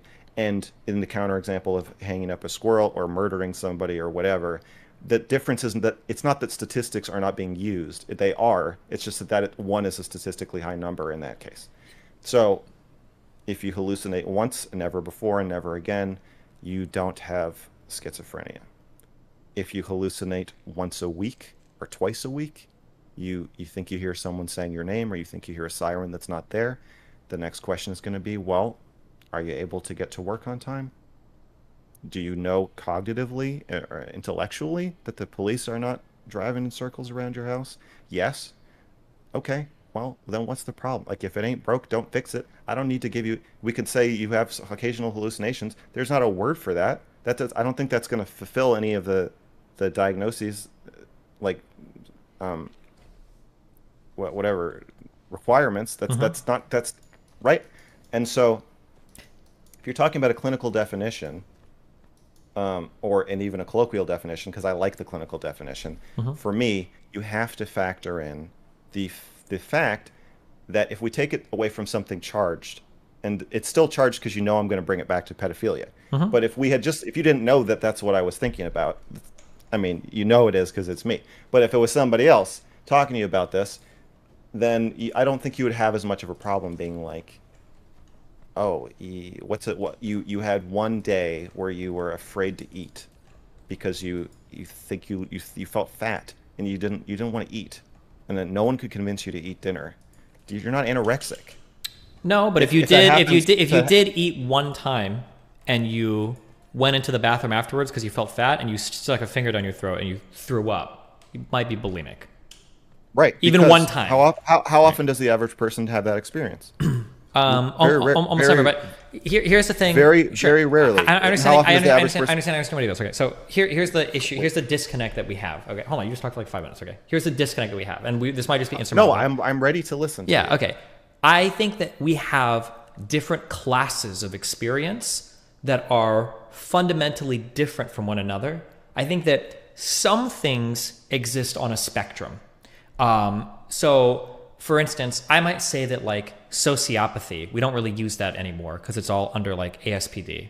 But I might say that like being a sociopath probably is on the spectrum of like way over here you have an incredibly empathetic warm person, and then way over here you have like a sociopathic person, right? Or a psychopathic person, right? I do agree that there are lots of facets of the human experience that do exist on a spectrum. And sometimes maybe even ones that we pathologize do. When it comes to things like ADHD, for instance, right? That might not even be like totally off. That might be also on the spectrum of how human brains respond to stimuli and exist in environments, right? Maybe ADHD is way over here, and a more calm and focused person might be way over here, right? I agree with that, but I think that there are also certain classifications that are just kind of binary for people. That doesn't mean unchangeable. Maybe they can change every point, but are relatively binary for people, that you either have this particular facet or you don't have this particular facet. And it's not something that like switches on or off every now and then. Like if you like, I and a lot of other people, I think, have probably gone through their entire lives without ever having a seizure, ever. And I think it's probably really rare that just one time, oh my God, you had a seizure. Oh, it's okay. Just have it one time. That was it. You'd probably go to the hospital. You'd see if you have a stroke. You'd look for a whole bunch of things because that's incredibly fucking rare. Like, holy shit, I had a seizure. What the fuck? I would point to things like pedophilia. So being attracted to a child, having a sexual response, not in a scenario where they're giving you a lap dance, not where they're dressed up and looking like, no, wait, hold on, let me finish. Wait. A clarifying question. Okay, go for it real quick, but I'm going to interrupt you if you keep going. Okay, go. To me, seizure is to boner as epilepsy is to pedophilia. But you're comparing seizure to pedophilia. Seizure is to boner as epilepsy is to pedophilia, where the boner could have other causes. If you have one seizure, you're not epileptic. No, but there was still probably something that's not right. Like most people don't have a seizure. I don't believe most people. Is it not right to the extent that you have a diagnosable disorder? Maybe, or it would be like cause for great concern. So what I'm saying when it comes to you can make that argument. So when it comes to children, now if you see a child and you get an erection, a rock solid Viagra Cialis approved, this is a strong boner, and you're looking at a child and you feel it because of the child, then I don't want to say, I guess, like, oh, you're a pedophile. Maybe that's like a too charged of a word, but like I don't think you have spontaneous sexual attraction to children that disappears after a second. You probably have some type of sexual attraction towards children. My guess would be, this is the worst fucking stream I've ever done in my life. My guess would be, hopefully, don't blame this on me. I am blaming this on you. If you put a man in a room with 30 fucking 9-year-old children, okay, they're all running around naked, you should never look at any of them and feel like a sexual attraction. That should just not be a thing. If you do have the stupidest thing I've ever heard in my life. There is like or when you're changing diapers of children, or when you're in like medical care or whatever as a doctor's a pediatrician or whatever, you're not randomly seeing a patient and you're like, oh fuck, like I got a huge boner when I look at that 8-year-old. I don't know why, it just happens sometimes, right? That generally there are like things that are a bit binary about some of our sexual experiences. You're leaning away from the question of fundamental versus statistical, spectrum versus not spectrum, to give socially loaded, controversial counter examples. But the strength of your argument is that, isn't this a weird image? Isn't this disturbing? Doesn't this freak you out? If we reduce it to something or switch it back to something that's less loaded, like how many seizures do you have to have before you have a seizure disorder? I think that your anti-spectrum fundamentalist argument still falls apart. Okay. Well, I don't think that, like, if you're consistent, I guess at the end of the day, I would say Consistent is statistical. yeah, but you're saying even if that same 10-year-old came back over and over again, you got a boner every time you saw that 10-year-old, but it was just that one 10-year-old. I said it happened one time. Oh, okay. I thought I heard in that. Boner. But you're Once. saying, but the guy was pairing Never that, before. But you were saying, Again. like, that 10-year-old is really hot. That one right there. She's hot. That's it's a momentary thought. Once, never before, never again. The 10-year-old never came back. I sat there waiting literally the rest of my life for her to come back, and she never did. But if she came back, would you have another sexual attraction towards her? We don't know. We don't know. Not you generally, but that the other person. That information is not provided. But the fact that you asked for it suggests that, in fact, you're not ready to make the diagnosis of pedophile. Well, it's not. But it, well, in fact, implies that you fucking agree with me. I absolutely do not. But okay, let's. Then why do you need more information? Then why'd you ask? Because I'm trying to find out. Curious, because I'm trying to find out. Because it is the question: are you attracted because they're a 10-year-old, or in spite of them being a 10-year-old? That's the question. The question is pedophilia a spectrum or not? And you're saying it is not. I think that pedophilia can have a spectrum, but other sexual attraction is also a spectrum, and these spectrums are separated. They're different. I don't think that you have, like most people have, like every now and then I pop a boner on a 9-year-old. I don't think that is is anywhere in the spectrum of like a normal adult behavior. Well, that's you're now making a statement again in favor of my argument accidentally, because you're saying most people statistically do not get a boner because of a 9-year-old, which is actually a statistical argument implying that if you would go up to 10, you would see more boners, 11 more boners, 12 more, 13 still more, 14 all the boners. Yeah. But it's not because you're. But it's not. So in fact, you are saying that it's not because there is a spectrum there of pedophilia, though. It's because as they age into 9, 10, 11, 12, 13, 14, 15, they start to exhibit the secondary sexual characteristics that would map on to a normal human sexuality spectrum. I understand what you are trying to say, but I'm saying what you're accidentally saying is that we would see, in a normal distribution graph of boners caused by people of different ages, a drop off, and the drop off would go all the way to 0. I'm sure there are people who get boners because of infants, right? And so it's going to rise. And you want to say, hey, each of us has a graph like this, right? Anybody who's ever gotten a boner has a graph. Do we agree on that? Probably, yeah. We'll have lots of graphs, yeah. We can make a dot for every age of the person that gave us a boner.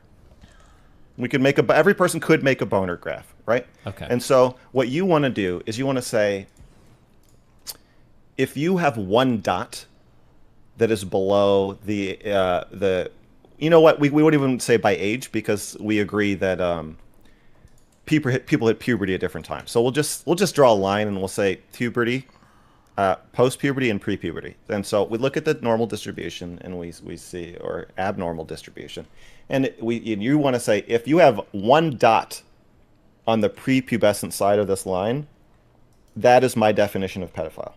I don't believe that thing can exist. I think that you're hitting an anomaly that either they're not aware of something or there was some mitigating factor. Like, I don't. You don't think it's possible to only get? You don't think it's possible to only get one boner to a 9-year-old? No, I don't think so. Okay. What's the minimum number of boners you think someone could get? I mean, what are you talking about? I think that you either have like a proclivity for that type of sexual attraction. What if you are 9 and you get a boner because of a 9-year-old? What if you are 9 and you get a boner? I don't know if 9-year-olds. I would have to think back to my experience of being a 9-year-old. I don't know if they're thinking about boners and shit. Do you want to think about that? It's been a long time. I'm 22 years old.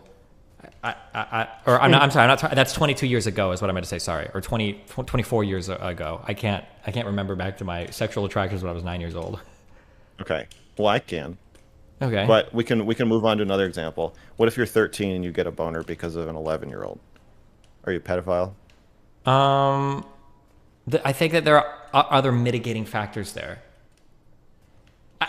So the answer is not yes or no. Because there are other mitigating factors there. But the issue is not that, like, the issue is not okay, hypothetically go. A 14-year-old who's consistently attracted to 9-year-olds probably is a pedophile. You think that's true? I would probably, yeah. Okay. a 14-year-old who gets one boner because of a 9-year-old, the first boner they've gotten since hitting puberty because of a 9-year-old, and they get hit by a bus. Uh-huh. Are you prepared to label that now I've artificially created a situation Yeah. where actually we do have one dot on the side of this line. Mm-hmm. Is that person a pedophile?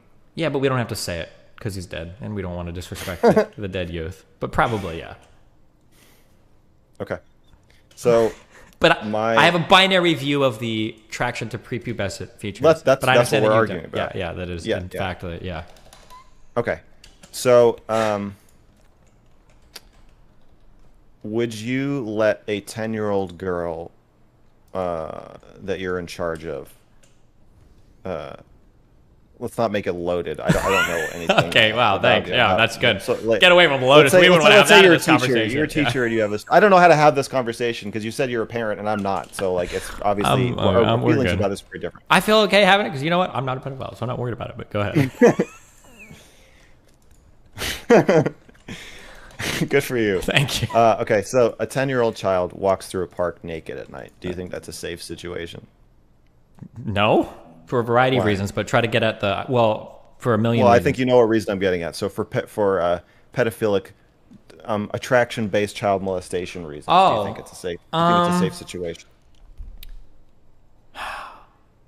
If oh fuck. Okay. I know you won't get raped. I don't have to worry about that. I'm just worried about you getting kidnapped and held for ransom because only a tiny fraction of adult men would be interested in a naked 10-year-old. So we don't have to even be concerned about that. You're giving me Catholic wait. priests- You're giving me wait. Hold on. You're giving me like a sarcastic answer, but that's probably actually what I would respond with. I don't think that I'm trying to, because what you're trying to get at is whether they'll be raped, not if they'll get like robbed or something, or if a dog will attack them. I'm assuming is what you're asking me, right?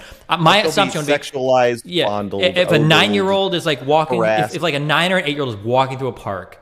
I'm dropping the age a little bit because 10 is you're starting to get to where they're like getting boobs and butt, but we're talking like clearly a child. It's walking through a park. Let's compromise. Let's say 9. Okay, that's a good middle ground. Okay, a 9-year-old is walking through a park naked. My biggest fear wouldn't be, oh my god, this person is going to be raped. I absolutely. I'm not asking what your biggest fear is. Or no, I'm no, okay. saying- I don't think there I'm is a saying high removing statistical all other- likelihood. I don't removing think all that. other Yeah, concerns. I don't think that the highest likelihood is of her getting raped. I don't believe so.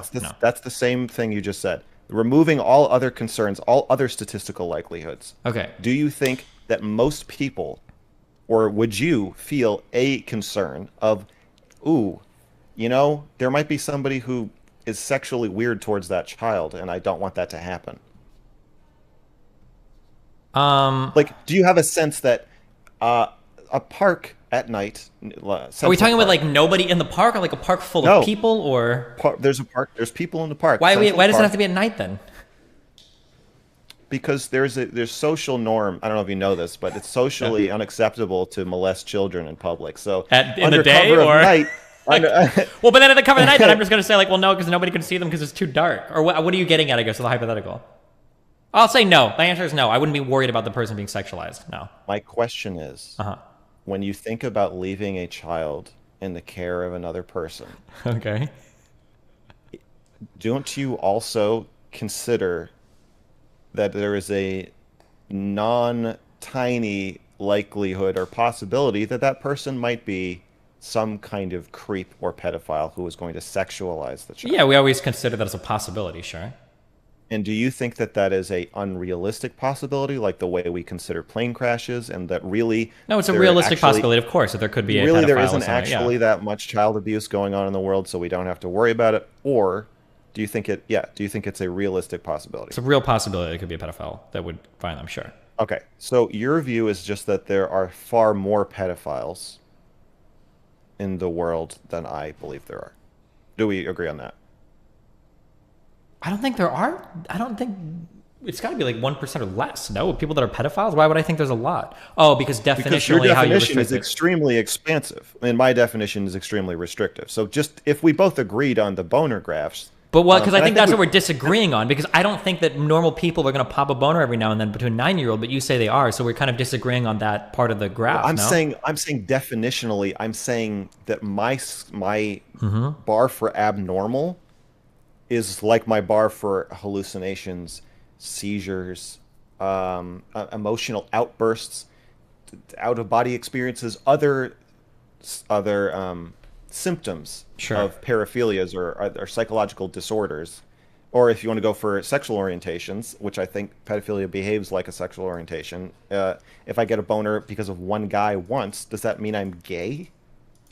I Like, mean, if you get a no. boner And so because of the guy, I think there's a question. You're probably not completely straight. one boner, same thing. One boner once in my entire life. Because of looking at a guy, not because the Because of guy looking is at a sucking guy. your fucking Yes. cock and you're like, oh my god, Because and then you of- get a boner. because- But if you look at a guy naked and you see his big, throbbing, juicy Once. dick one time, Yes, yeah. and you pop a Yes. boner, yeah, I don't think you're 100% Yes. straight. You're somewhere on the That's spectrum. not what I fucking said. I said, do you think I'm gay? No, but looking at a boner doesn't make you gay. It can make you bi. You- I think so you're bi. yes or You're no? bi. You're Just bi. looking- You can't try to binary here when there's literally an in-between category. Straight and gay is not binary. There's literally bisexuality. There's an actual spectrum there. I believe that it is a spectrum. Sure.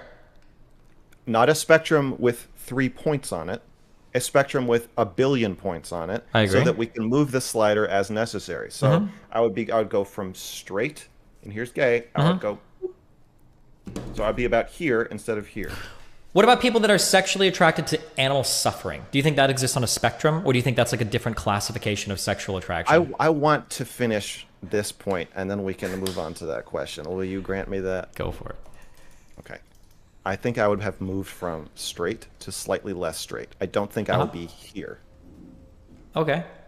Okay, so if we change it back to pedophilia, to me, you can be anywhere from here to here. Now, if you're saying for the utility of, I don't want somebody to be a school teacher who has ever gotten a boner because of a 9-year-old, then your definition makes sense. The utility of labeling that person as a pedophile makes sense, and the comparison to gay and straight falls apart because you're saying we need to know who is in this category. Okay, that's a whole lot of social baggage that I don't care about, but I understand what you're saying. Great. So if you don't care about that, then if we're just talking about purely descriptive words that describe a person's sexual predilections and propensity for attraction to a certain person, then I think the comparison holds up pretty well.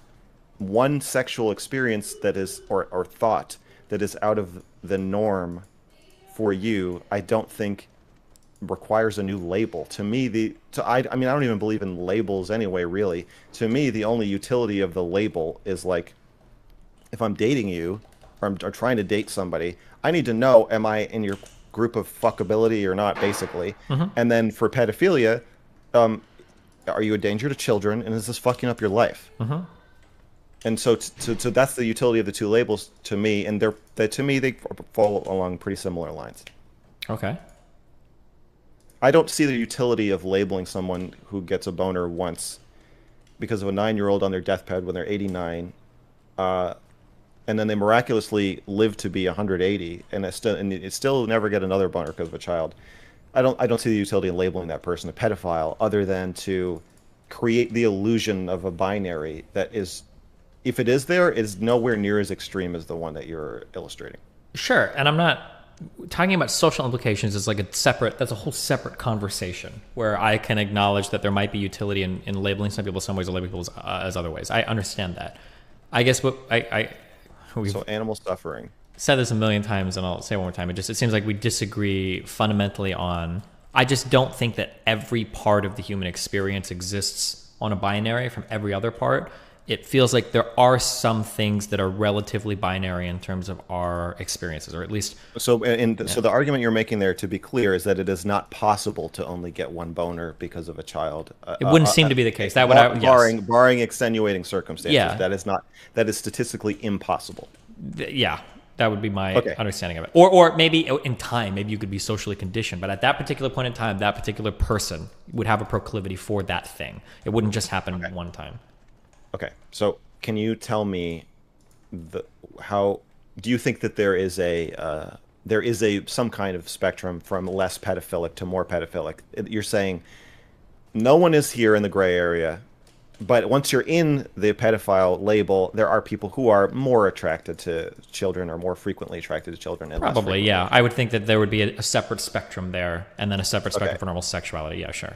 But you're saying there's a steel door. I'm saying that it feels like that's a fundamentally different. And not a pedophile. Yeah. So like the other question I wanted to ask was like, some people masturbate to really fucked up shit. We'll say like animal suffering or torture, right? I don't think that exists on the same spectrum where you can walk from that over to like normal like human sexual experience. That feels like a binary thing where like there might be some people that like a lot of animal suffering and a little bit that jerk off to really fucked up shit, but I don't think a normal person exists from on that spectrum there. I think it's different. I think all sex is animal suffering and I love it all, but let's try to see if I can, the master of gray areas. Let's see if we can fill in the dots. Sure. So masturbating to animal suffering. You're saying just a picture of a dog in pain? Picture or video, sure, whatever we want it to be. And there's no human in the video; it's just a dog in pain. Of course, yeah. Okay.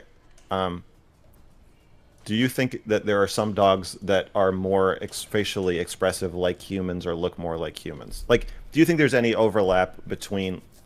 A little bit, yeah. Do you think some dogs are hotter than other dogs? Are we talking 9-year-old dogs and dog years, or? It's the dealer's choice. Okay. Are some dogs more sexually attracted than other dogs? I think if you already have a proclivity to be like attracted to dogs, yes. No. For a normal person, to the average person, to a normal person. Okay. Attractive in terms of like sexually. Okay. No. So let me get this straight. Go ahead. If I tell you have to fuck a dog, and you have to, I'm not going to have a preference. You have to fuck a dog because I'm going to give you $10 million. Sure. My next question is: do you? I have 10 dogs in my. Yeah. So if somebody were to ask me, I'm not going to say, "Let me see the dogs." I want to pick my favorite one. Okay. Don't take my question away. Okay. Go for it. Here's my question. Yeah. And I say the dogs they're ready for you. Yeah. They're all of them ready. Do you want to pick, or do you want me to pick for you? The boring. Do you want to pick, or do you want me to pick for you? The real answer is I would want to pick, but the reason isn't because of attraction; it's because of safety. I don't want to get fucked by like a 200-pound dog that's gonna fucking kill me. They're all same size, very docile. All docile. Okay, anyone. I don't care. I'm not gonna have a preference. I actually will not have any preference. No. Well, actually, if you don't come, yeah. We're gonna. I lose $1 million. We're gonna drop a nuclear bomb on New York City. And you lose $1 million. Yeah. You could still pick. It's not going to make a difference if I pick one or another. I don't think I'm going to find some dogs more sexually attractive than other dogs. Okay, one of the dogs has a butt that looks exactly like a person's butt. Have you ever seen a sheep's ass? But now you're cheating, right?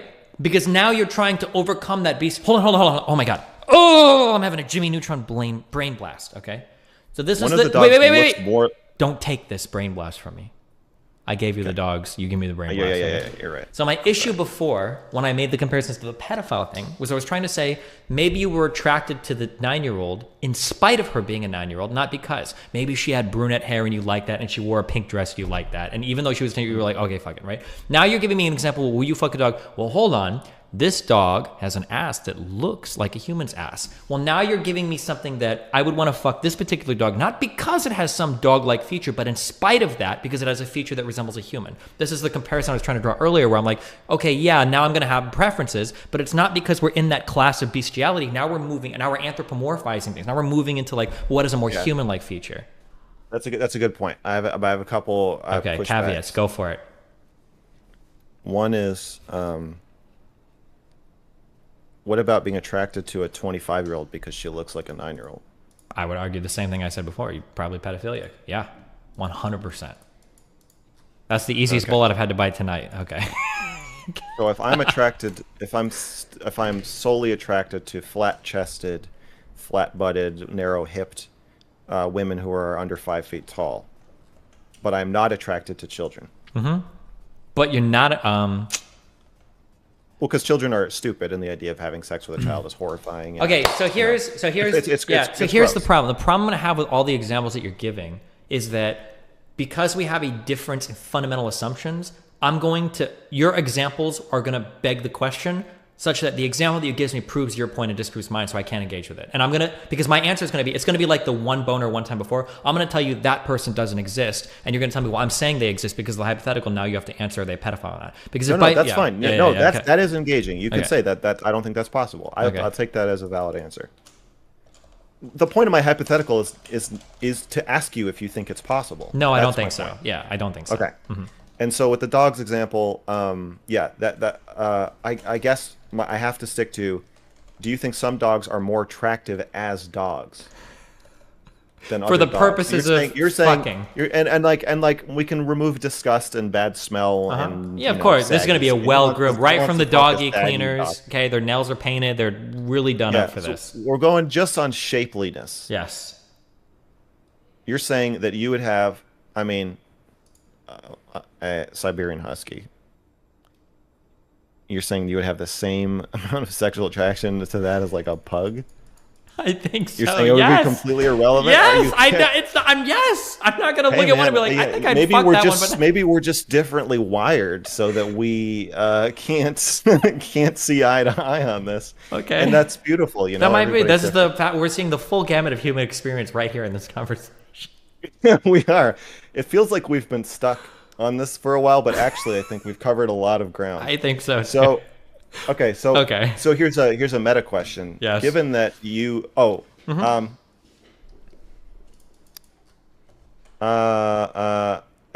saying if your 9-year-old has boobs and you're attracted to the 9-year-old because of the boobs, then that's not pedophilia.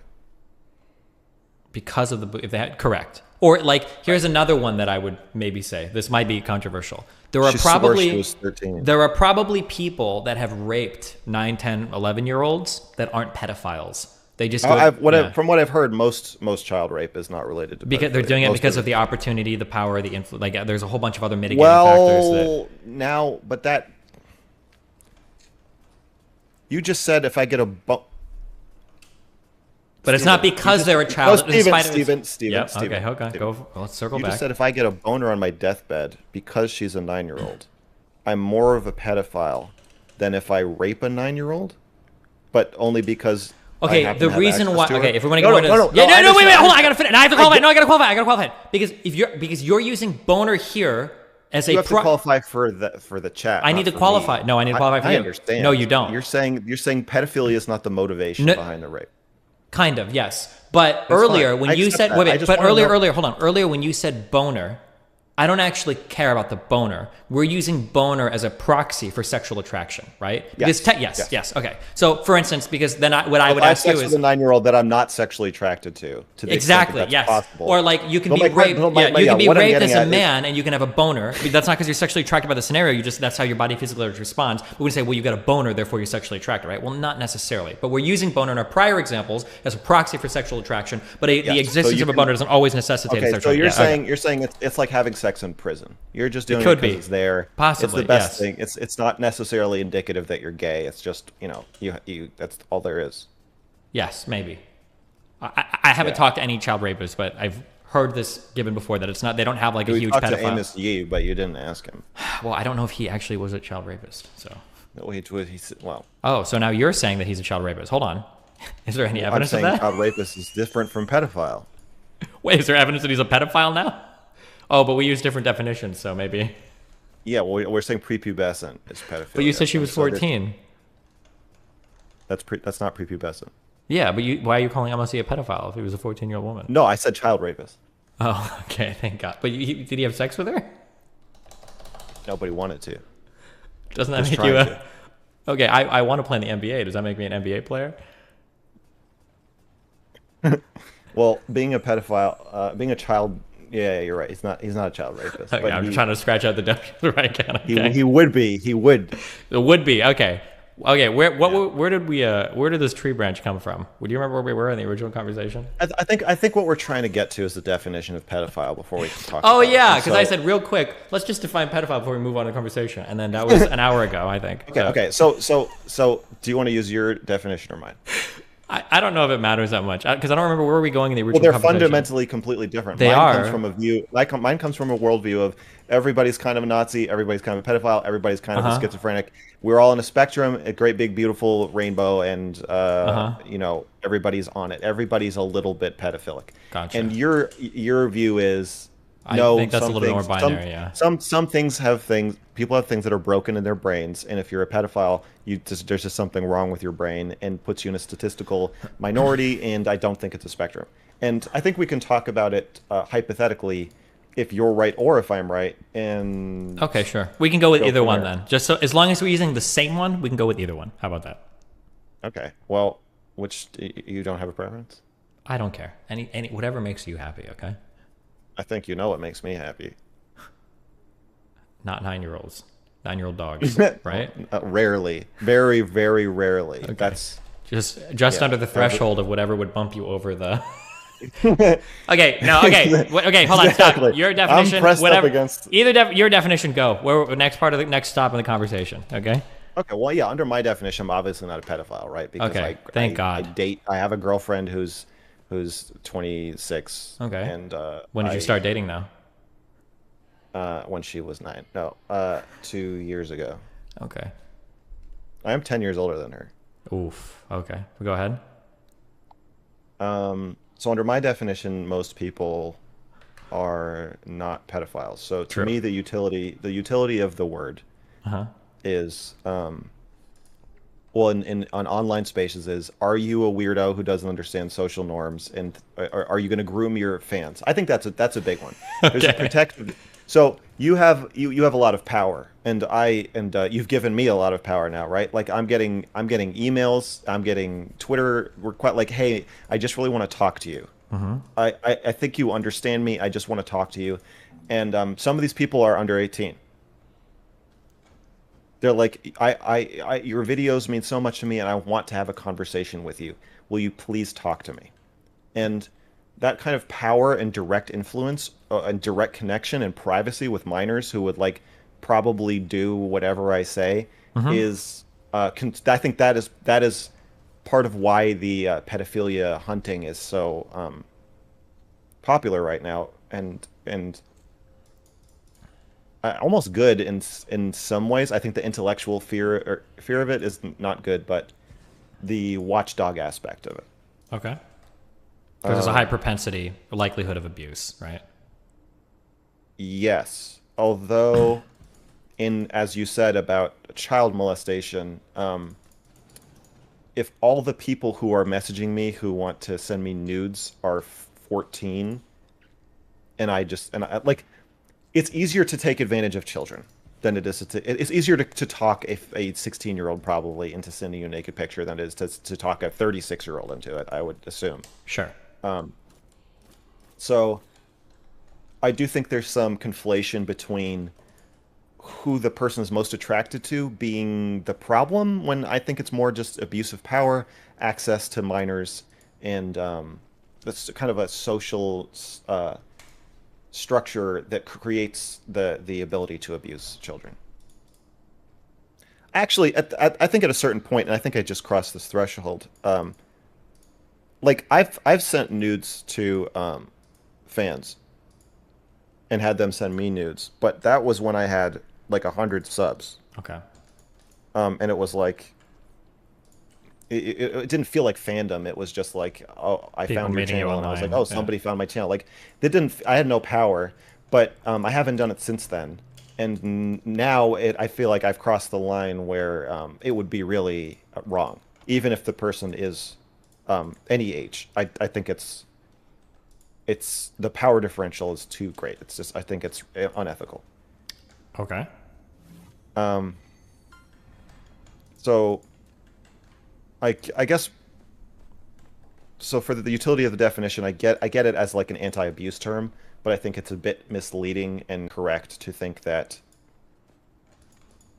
the orientation of a person is that related to their propensity for abuse, and I think it makes it hard to talk about other more nuanced issues about this, like how do we handle the difference between who we're attracted to and who we think it's ethical to have sex with. Okay. I don't think I necessarily disagree with any of that.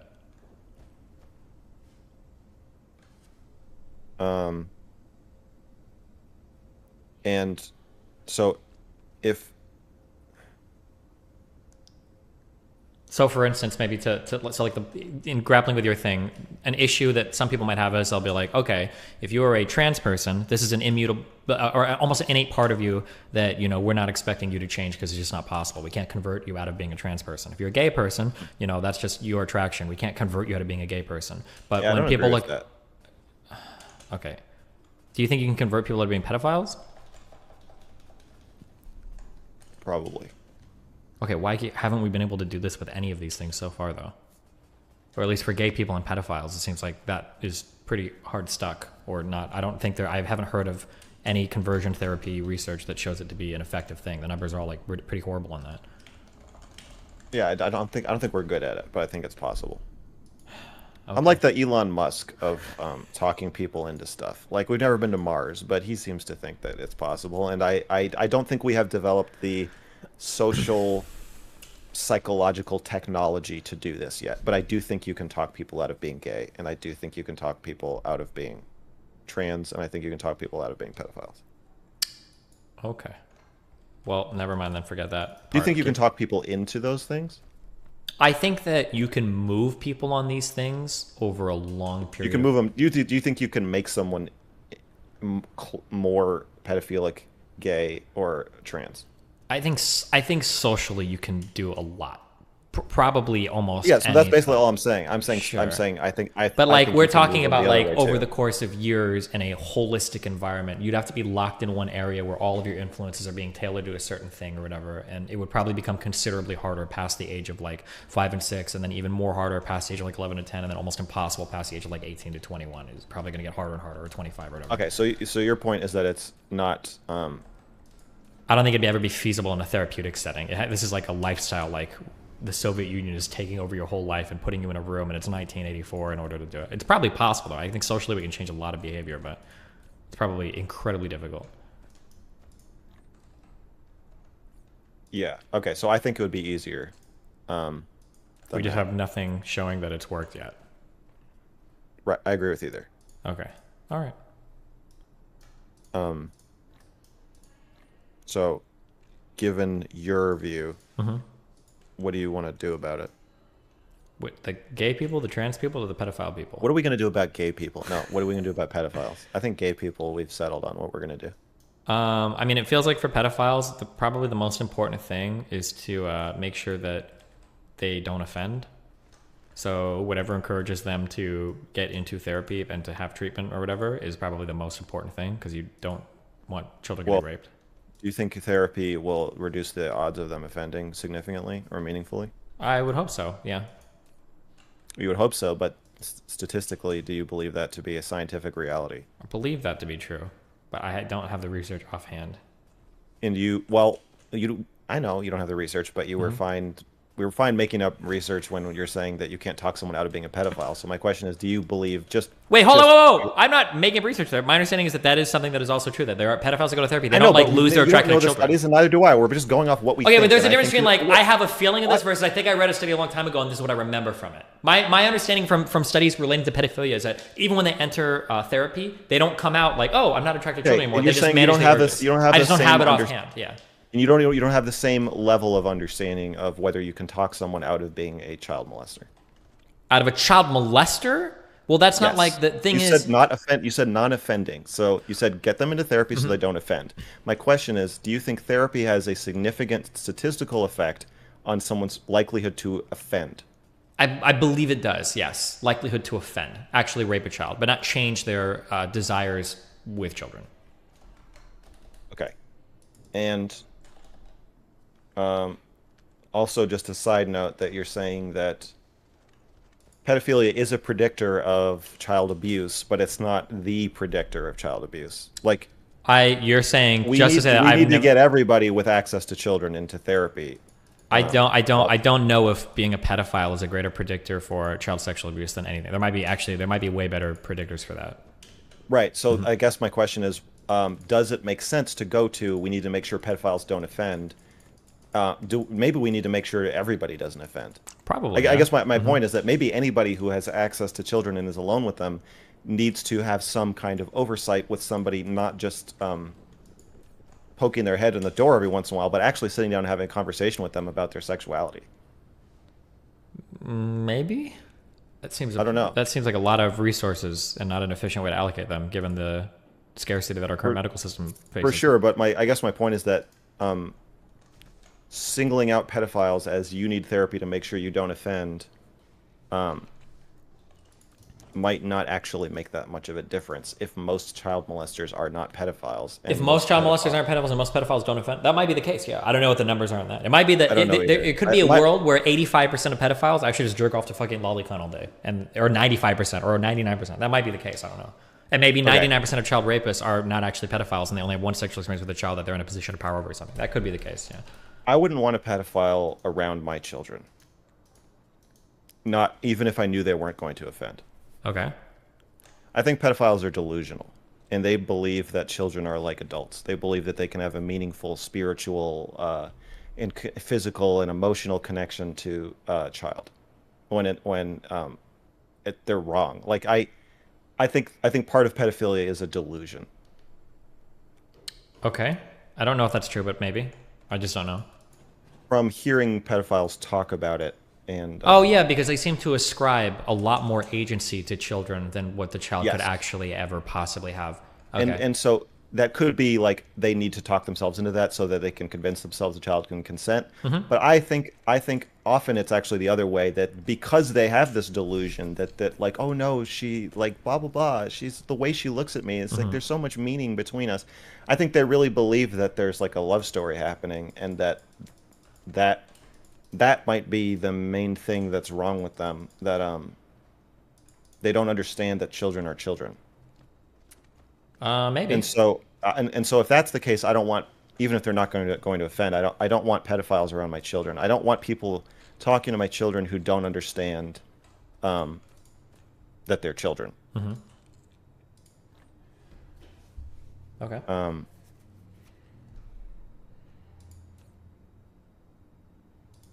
do you think that what do you think about the like all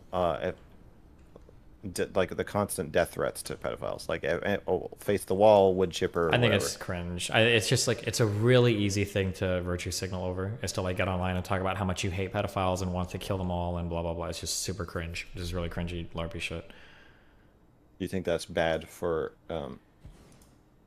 children, or do you think I it's think just it's bad for society and ultimately probably bad for children. Yeah, because instead of like, I guess the worry is always that like if you have a person like this, they're less likely to seek help if they feel like they're going to be incredibly stigmatized or judged for it.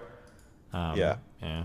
Now I don't know that maybe that doesn't track onto the research 100%. I'm not sure, but that would be my guess. That would be my guess too. And it's also just like a really cheap way to like show everybody how good you are. Like, oh my god, I hate pedophiles. They're so bad. And it's like, okay, good job, Sarah. You're so brave. Yeah, yeah.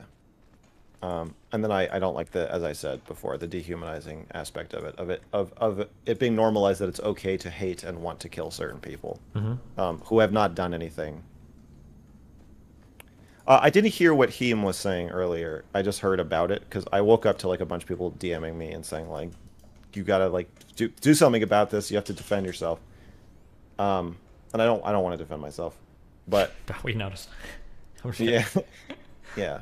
I said to my Discord, I don't defend myself on Christmas Eve. Okay, gotcha. Um, uh, uh, it's weird how you can be like like nobody thinks I've actually done anything, right? Like I don't have any accusers. No one's Well, ever I mean, accused. Vaush's community probably thinks you have, but I mean, I can't speak for Right, them. right, right. But there's no specific victim, right? Yeah, There's no but like. sure. People make assumptions regardless, but yeah, there's not like my understanding is there's not currently accusations out now. There might be. I No, don't know about them. I've never had an accusation. Okay, good job. I'm not joking about the Christmas present. Okay, I'm making you. It's an oath. thank It's a God. blood oath. Gotcha. Okay. Yeah. Um. What was the? We don't disagree about anything. So there's beyond the definition. I guess we just disagree about where most people are at and how to talk about it. I think. We probably would agree on how to talk about it, maybe relatively similarly. Yeah, yeah. We Given the first one, yeah. simulated child porn. What are you asking me if it's okay? and whatever. Are you asking like what my favorite ones are, or what do you mean whatever? There has to be some direction past bringing up simulated child porn. It's not whatever. There's No, a question behind no, I it. think I'm gonna just let it sit where it I'm just is. gonna let it sit out there. Is this like your next rap album title, or Oh my God, I'm gonna write that down after this. I have a song on my album called "I Kill Pedophiles." nice job, good for you. I think you'd like it. Yeah. Is it Yeah. like a suicide song, or I'm sorry. Oh, you think you're the first person to make that joke? No, I'm not. I'm not very original, am I? I just copy paste jokes from my chat all day. Okay, that's what I do here. All right. I understand. No, I'm just trying to go through the other contentious arguments with that I had with Vaush. Vaush said simulated child porn is bad, but it should be legal. Oh, here's a question. Do you think it's possible that there exists some people that can't be reasoned out of a certain position? Do you think that's possible? I think I said that about myself in our last talk, didn't I? Okay, the question I'm asking is, so you guys had a conversation about how you thought that like the Civil War maybe wasn't ideal. And it seems like the flip side of that is there is some other way, preferably non-violent, to move through that conflict. But that Yeah. kind of implies then that there are always going to be ways to kind of reason people out of certain positions, like say slavery or whatever. Do you think that it might be that there are some people that for one reason or another won't be reasoned out of certain positions and it necessitates a violent response? Or Yeah, but you would have to be omniscient to know when that's happening. So sure. it's more an idealistic stance. It's not. Mm-hmm. I'm not saying it would have worked. I'm saying when we look back, it's strange to me that we think good thing we killed all those fuckers instead of I wonder what we could have done to have avoided that. Sure. I think it's more productive to instead of masturbatorily bathing in the blood of your enemies, which is ironically actually the blood of your own countrymen, to say, why did all these people have to die? Or maybe they didn't. What could we have done? And given that political violence is rising now, what can we do to avoid it? Gotcha. But I feel like that. Sorry, go ahead. there's probably going to be it's probably reasonable though to say like it's a good thing this happened because we effected some good outcome even if there were great costs involved. No, because I don't. otherwise wouldn't we literally have to go through every single accomplishment in human history and say like, oh, this sucks, or oh, this was bad, or oh, there was a great cost? Like we could basically never celebrate anything ever. No. Well, I think that's something we're wrestling with already. Like, do we celebrate Columbus Day? Because it's horrible, but it's also good. And um, I don't think we have to just have. I'm not saying the only narrative of the Civil War. Like we can be happy about emancipation. I guess I'm arguing for more ambivalence. Yeah, like if you're telling me I have to say I love the idea of blowing some Confederate flag waving Nazis' brains out, and if I don't love that idea, then I am pro-slavery. That's stupid. Like that's too polarized. There's no nuance. I Yeah, I want to be agree able with to that. say, Sure.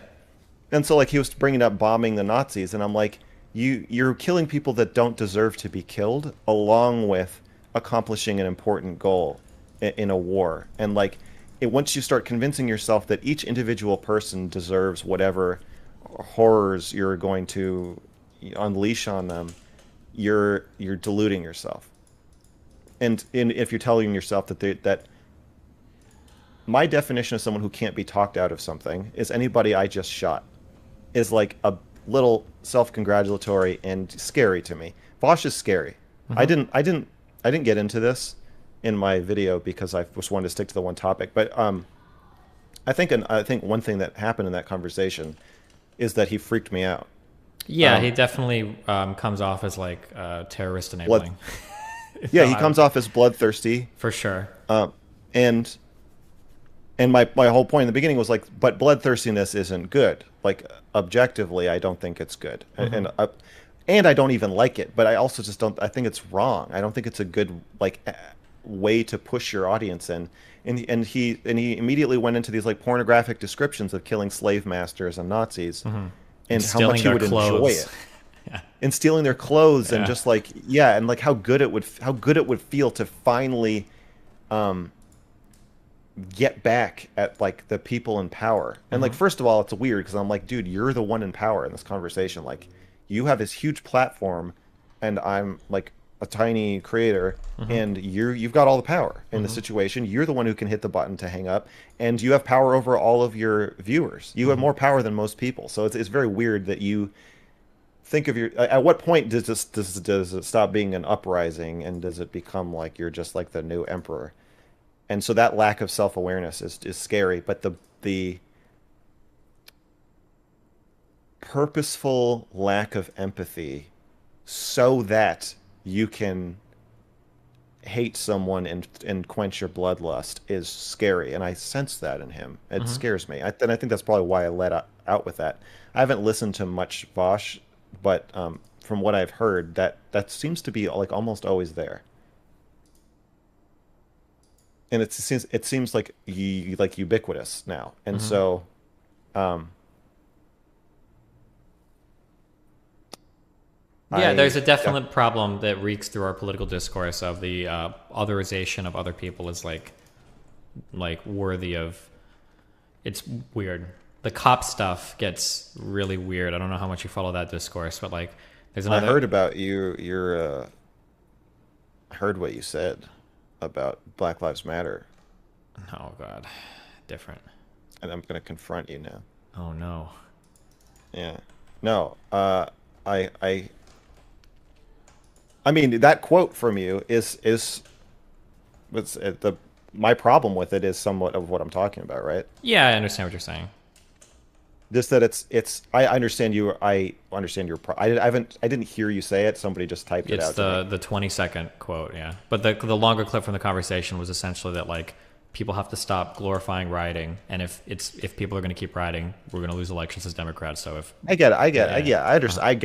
I even just hearing the quote, I understood what you meant. Mm-hmm. But there is a dehumanizing aspect to the quote, obviously, which is Sure, why you said it. You said it to make the ugly, harsh, hyper practical, angry, frustrated, throwing your hands up point. Like I assume, like that. The point probably something like that. Yeah. is that it's yeah.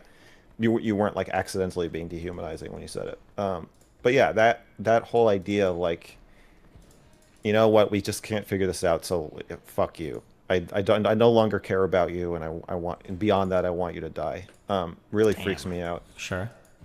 And yeah, and that's why I'm so stuck on pedophilia, because it's like it's the group that everyone has decided based on thought crimes alone, we should just murder them. Yeah. It's like the first they came You can from. probably find like more salient, real life applicable examples that aren't as lightning torch charged as But the pedophiles. fact that it's lightning torch charged because everybody agrees they should all be killed. Uh huh. So that's why I'm going towards it, because it's the one group that most people feel comfortable saying, "Well, those aren't real people. I don't have to think about it." And even you in this conversation are saying there is a fundamental difference between us and them.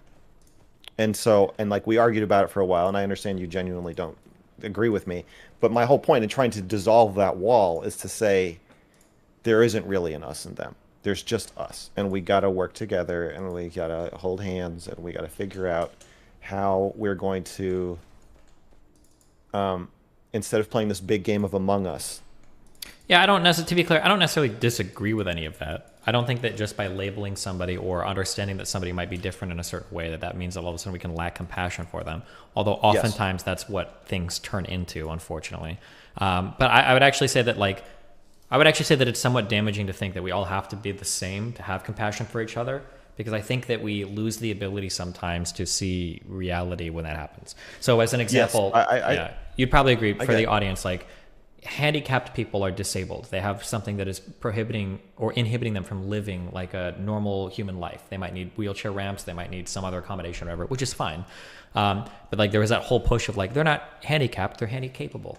they're like actually they're they're not actually like worse off or whatever. They're just it's different, right? It's like, well, I mean, I think it's good that we can like acknowledge that like, well, actually this sucks and this is like a real like disability, without having to like paint everything. It's like, well, no, we're all the same and everything's the same and everything's okay. Like sometimes it's okay to recognize that like this particular thing is a negative thing and it should be seen as such, but that doesn't mean we have to like dehumanize each other over it.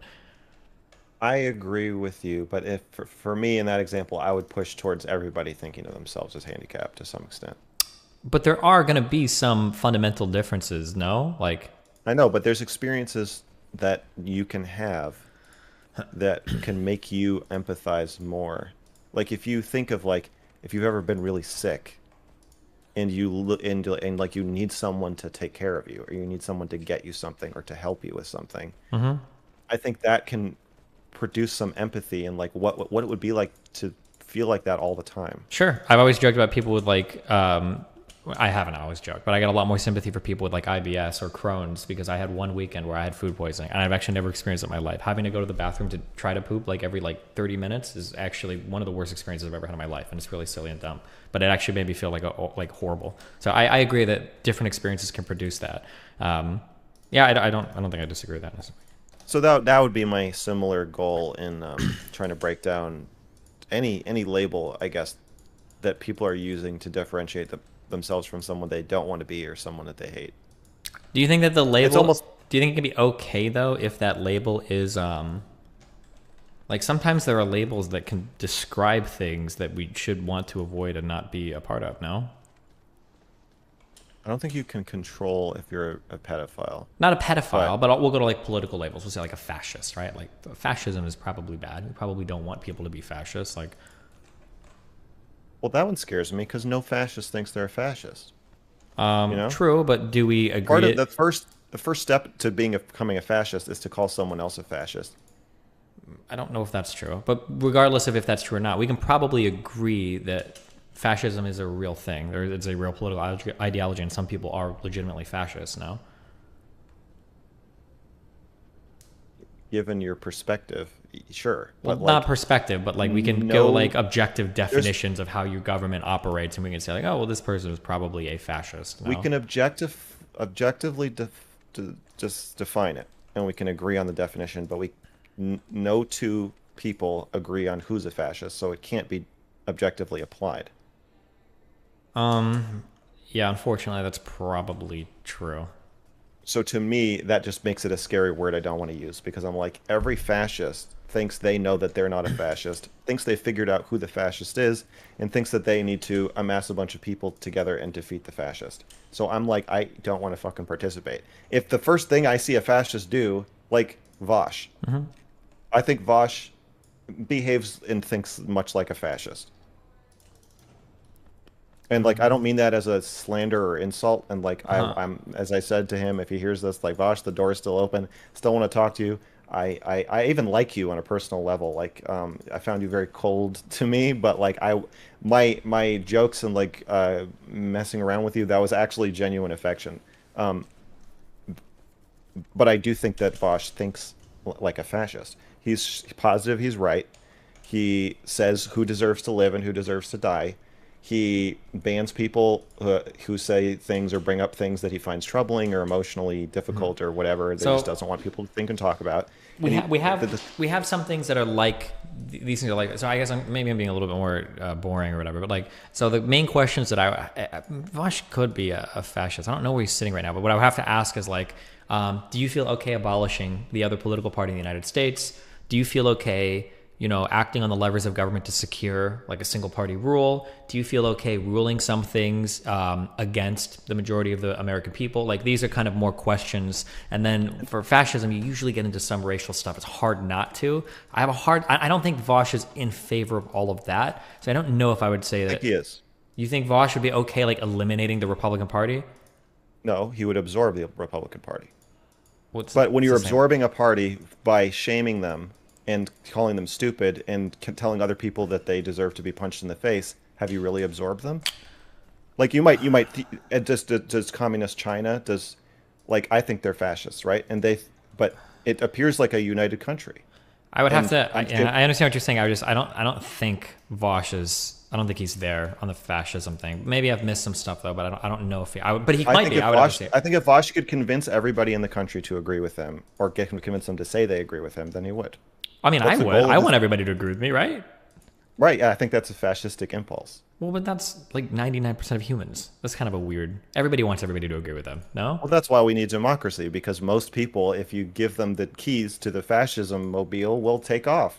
I'm not saying that might be a lot of people, but like, if to me, fascism does not require. I guess why I don't like your definition is that it should not require the knowledge that you are behaving like a fascist. To me, it should just require: do you want coercive control over other people? And it's even worse if you want to be told by those people that you don't have that coercive control. Yeah, it And feels to me that like I think that's where Vaush is. I think fascism denotes more particular things about how the government functions rather than just like a person that's a big meanie who wants to bully everybody is like a fascist. I don't think that necessarily makes a fascist.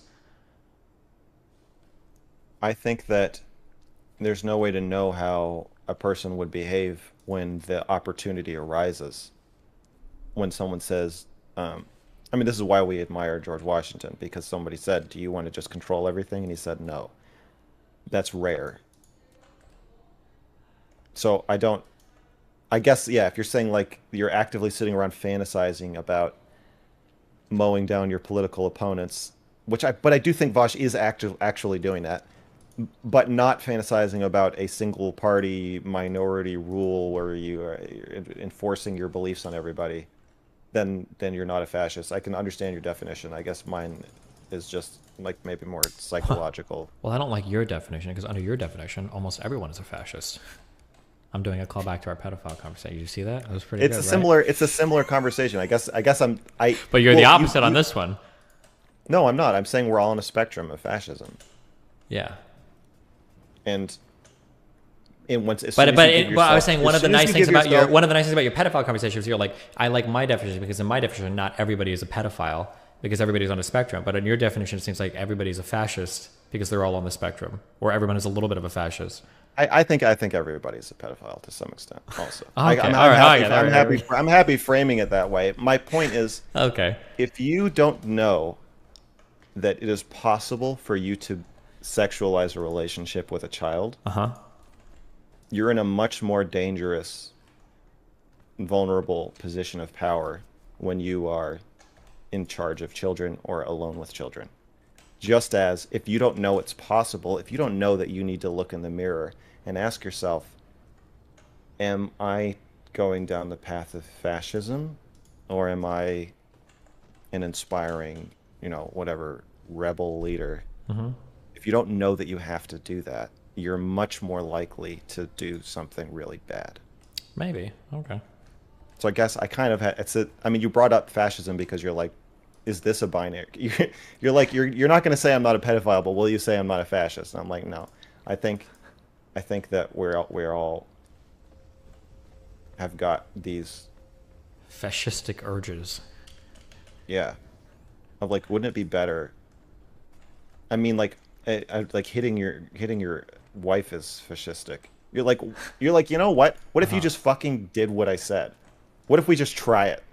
And like, they're like, okay, and then you're like, see, that wasn't so bad, and they're like, yeah, I guess that worked out okay, and you're like, okay, like I just think fascism can seem like a really good idea, and sometimes it is a good idea, on a small scale, where like you just have to say like, no, like we're not doing that.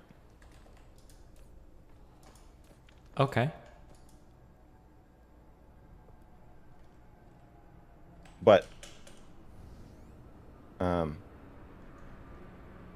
yeah, I guess in certain situations with like the police, where you can have a smaller system where a small group of people are like, or like with free speech, like most people would probably get rid of or reduce free speech, and I like the idea that there's actually a smaller group of people who are overruling the will of the people to not throw out their own rights.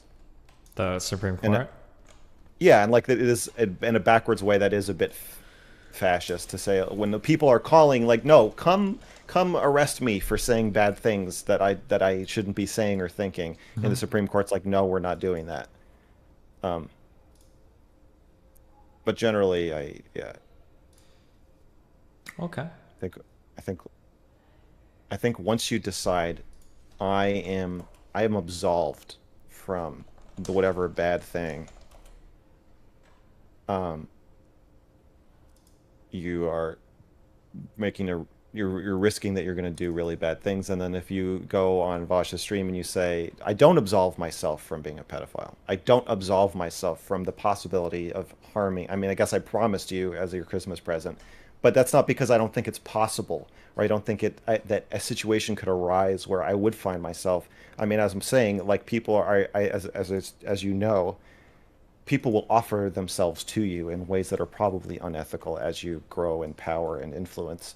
And you have to know that part of you wants to take advantage of them in Okay. order not to do it. I agree with your broader points. I think we just disagree maybe on some of the minutia, but sure. Yeah. We all have the propensity And for abuse and everything, but I think we can get there without saying we're all pedophiles. But I understand what you're saying. I understand broadly what you mean. yeah, I accept that. All right. Well, anything else? Who's your, who are you going to, oh, you said you're going to talk to Hunter Avalon. Yeah, you got any we got any more mentorship? You've flung me into something now and you're responsible for it now. So now you have to tell me what to do. Listen, good luck. You're going to have fun. It's going to be a great time. I'm sure you're going to kill it. Okay? That's not what I was asking. Wait, what were you asking me? Like advice? Yeah. Have a good time. Kill it. I mean broader advice. Um, Do you want to sure, give me advice? make sure that you eat well, sleep, get exercise. Do you want to give me advice? It sounds like no. About what? How to manage what's happening and the speed with which it is happening. I mean, keep producing content, be ready for a lot of public hate, and make new accounts because a lot of the ones you have are going to get spam reported and maybe banned. So, So like backup accounts for everything? yeah, because a lot of people will spam report the fuck out of shit if they don't like you. So, Yeah, a lot of people don't like me. What about people to try to talk to? I know you might not want to name names specifically, but like, do you have any ideas of like I can't do a bunch of Voshes in a row. Like that's not a good idea because it just makes me look. The host of the stream has a lot of power over how the guest comes off. yeah, of course. Obviously, like enormous power. Uh-huh. So, do you think should I be trying to go on right-wing streams? Should I be trying to? Because I imagine I'm going to just keep getting offers, and if I could probably invite myself onto like whatever I want under a certain size now. So, what do you? So, so one of the issues that people have when you come off as like a centrist. Well, okay, Yeah. actually, let me back up before any of this matters. What is your goal? What do you want to do? Like, what are you hoping to achieve? I want to be paid $3,000 a month to be myself, to basically say the stuff I feel like saying and the way I feel like saying it. Okay, so And I want to get like that's my more immediate goal, so I can like quit my job and live like reasonably okay, and then spend more time making people. My ultimate goal is to make people hate each other less. okay, then I mean like talking to a dearth of content creators is going to help expand. Wait, it's going to help expand. No, dearth is wrong. Talking to a breadth. Does this mean like a wide range? Hold on, there's a word I'm like. Yes, Is it yes, breadth? yes. Right. Yeah, breadth of content creators from left and right will probably give you a greater net you can cast over an audience. So I guess I would start with that. Talk to as many different people as you can. There are like a couple of like streaming is easier to make consistent money on with a smaller audience than YouTube. YouTube is very hard. It takes a lot of work to put out a video. You know this because you've done videos. It takes a lot of work to put out a 45-minute video, depending on the topic. and it's very easy to stream for 10 hours. And you make way more money doing that. But it can be pretty hard to talk to a stream for 10 hours. Some people find that exhausting. Yeah, I don't know if I can handle that. And I also think that I'm starting a Twitch account, but I think I'm gonna start out just playing video games and whatever. But I think I want to. I think because the stuff I talk about is so horrible, I need to be very careful about how it's presented on my channel. When I'm saying like this is my official stance about, whatever. Yeah, you have to be And really careful because it sounds. I've already. I don't think I can. I don't. Yeah, I don't think streaming is a good, even though it's more lucrative, is a good format for me. I think it needs to be. Also, I'm like more artistic. I think, and that I think that helps too in the presentation. That it's like I'm not. It's. I need people to understand that they're watching like some kind of artistic expression, and that's not meant to be taken as me saying what I think you should think. I guess that you're supposed to have a kind of amorphous, emotional, thoughtful response to it, and not necessarily come away like thinking like, okay, I know what to, I now I have this new idea about this thing. So maybe streaming somewhat, but I don't think I can. I don't think I should stream on my channel. Don't think you should stream on your channel. On your yeah, I don't know. I think I need to be edited. Okay. I think you do decently in live conversations. You can always edit things afterwards for something that goes up on your channel. Okay, I'll think about this. Yeah, I see what you're saying. So like you would take this conversation, and it's easy too because you get like 2x the content. You could be live streaming this. It'll probably happen if my editor uses it. It's like we're live streaming this, but then it's also going to be cut up for a conversation that goes on my YouTube video afterwards. So I'm making money off it like twice. Off of your labor. I'm exploiting you right now. How does it feel? Feels like a suitable arrangement. I think it's impacting my career more than yours at the moment. True. So that works for me. Okay. I don't have to tell you this, but you already know this. Just be careful what you say online because it'll follow you literally forever. Although it sounds like you've already got things in your life that are accomplishing that. So. Yeah, I think I have to not be careful, actually. I think if I get caught being careful, that would be... You just don't want to get, like, banned from shit, right? Oh, the thing is I don't really have an urge to break TOS anyway, so I don't think that... I think I'm okay there. I don't... I don't really say things that are... well, I don't know if, like, this conversation... I don't know. It gets pretty spicy sometimes. Just be careful. Yeah, I see what you're saying. Any other words of warning? No, have fun. Well, I'll watch your conversation with Hunter. I'm sure it'll be a lot of fun. So yeah. Yeah.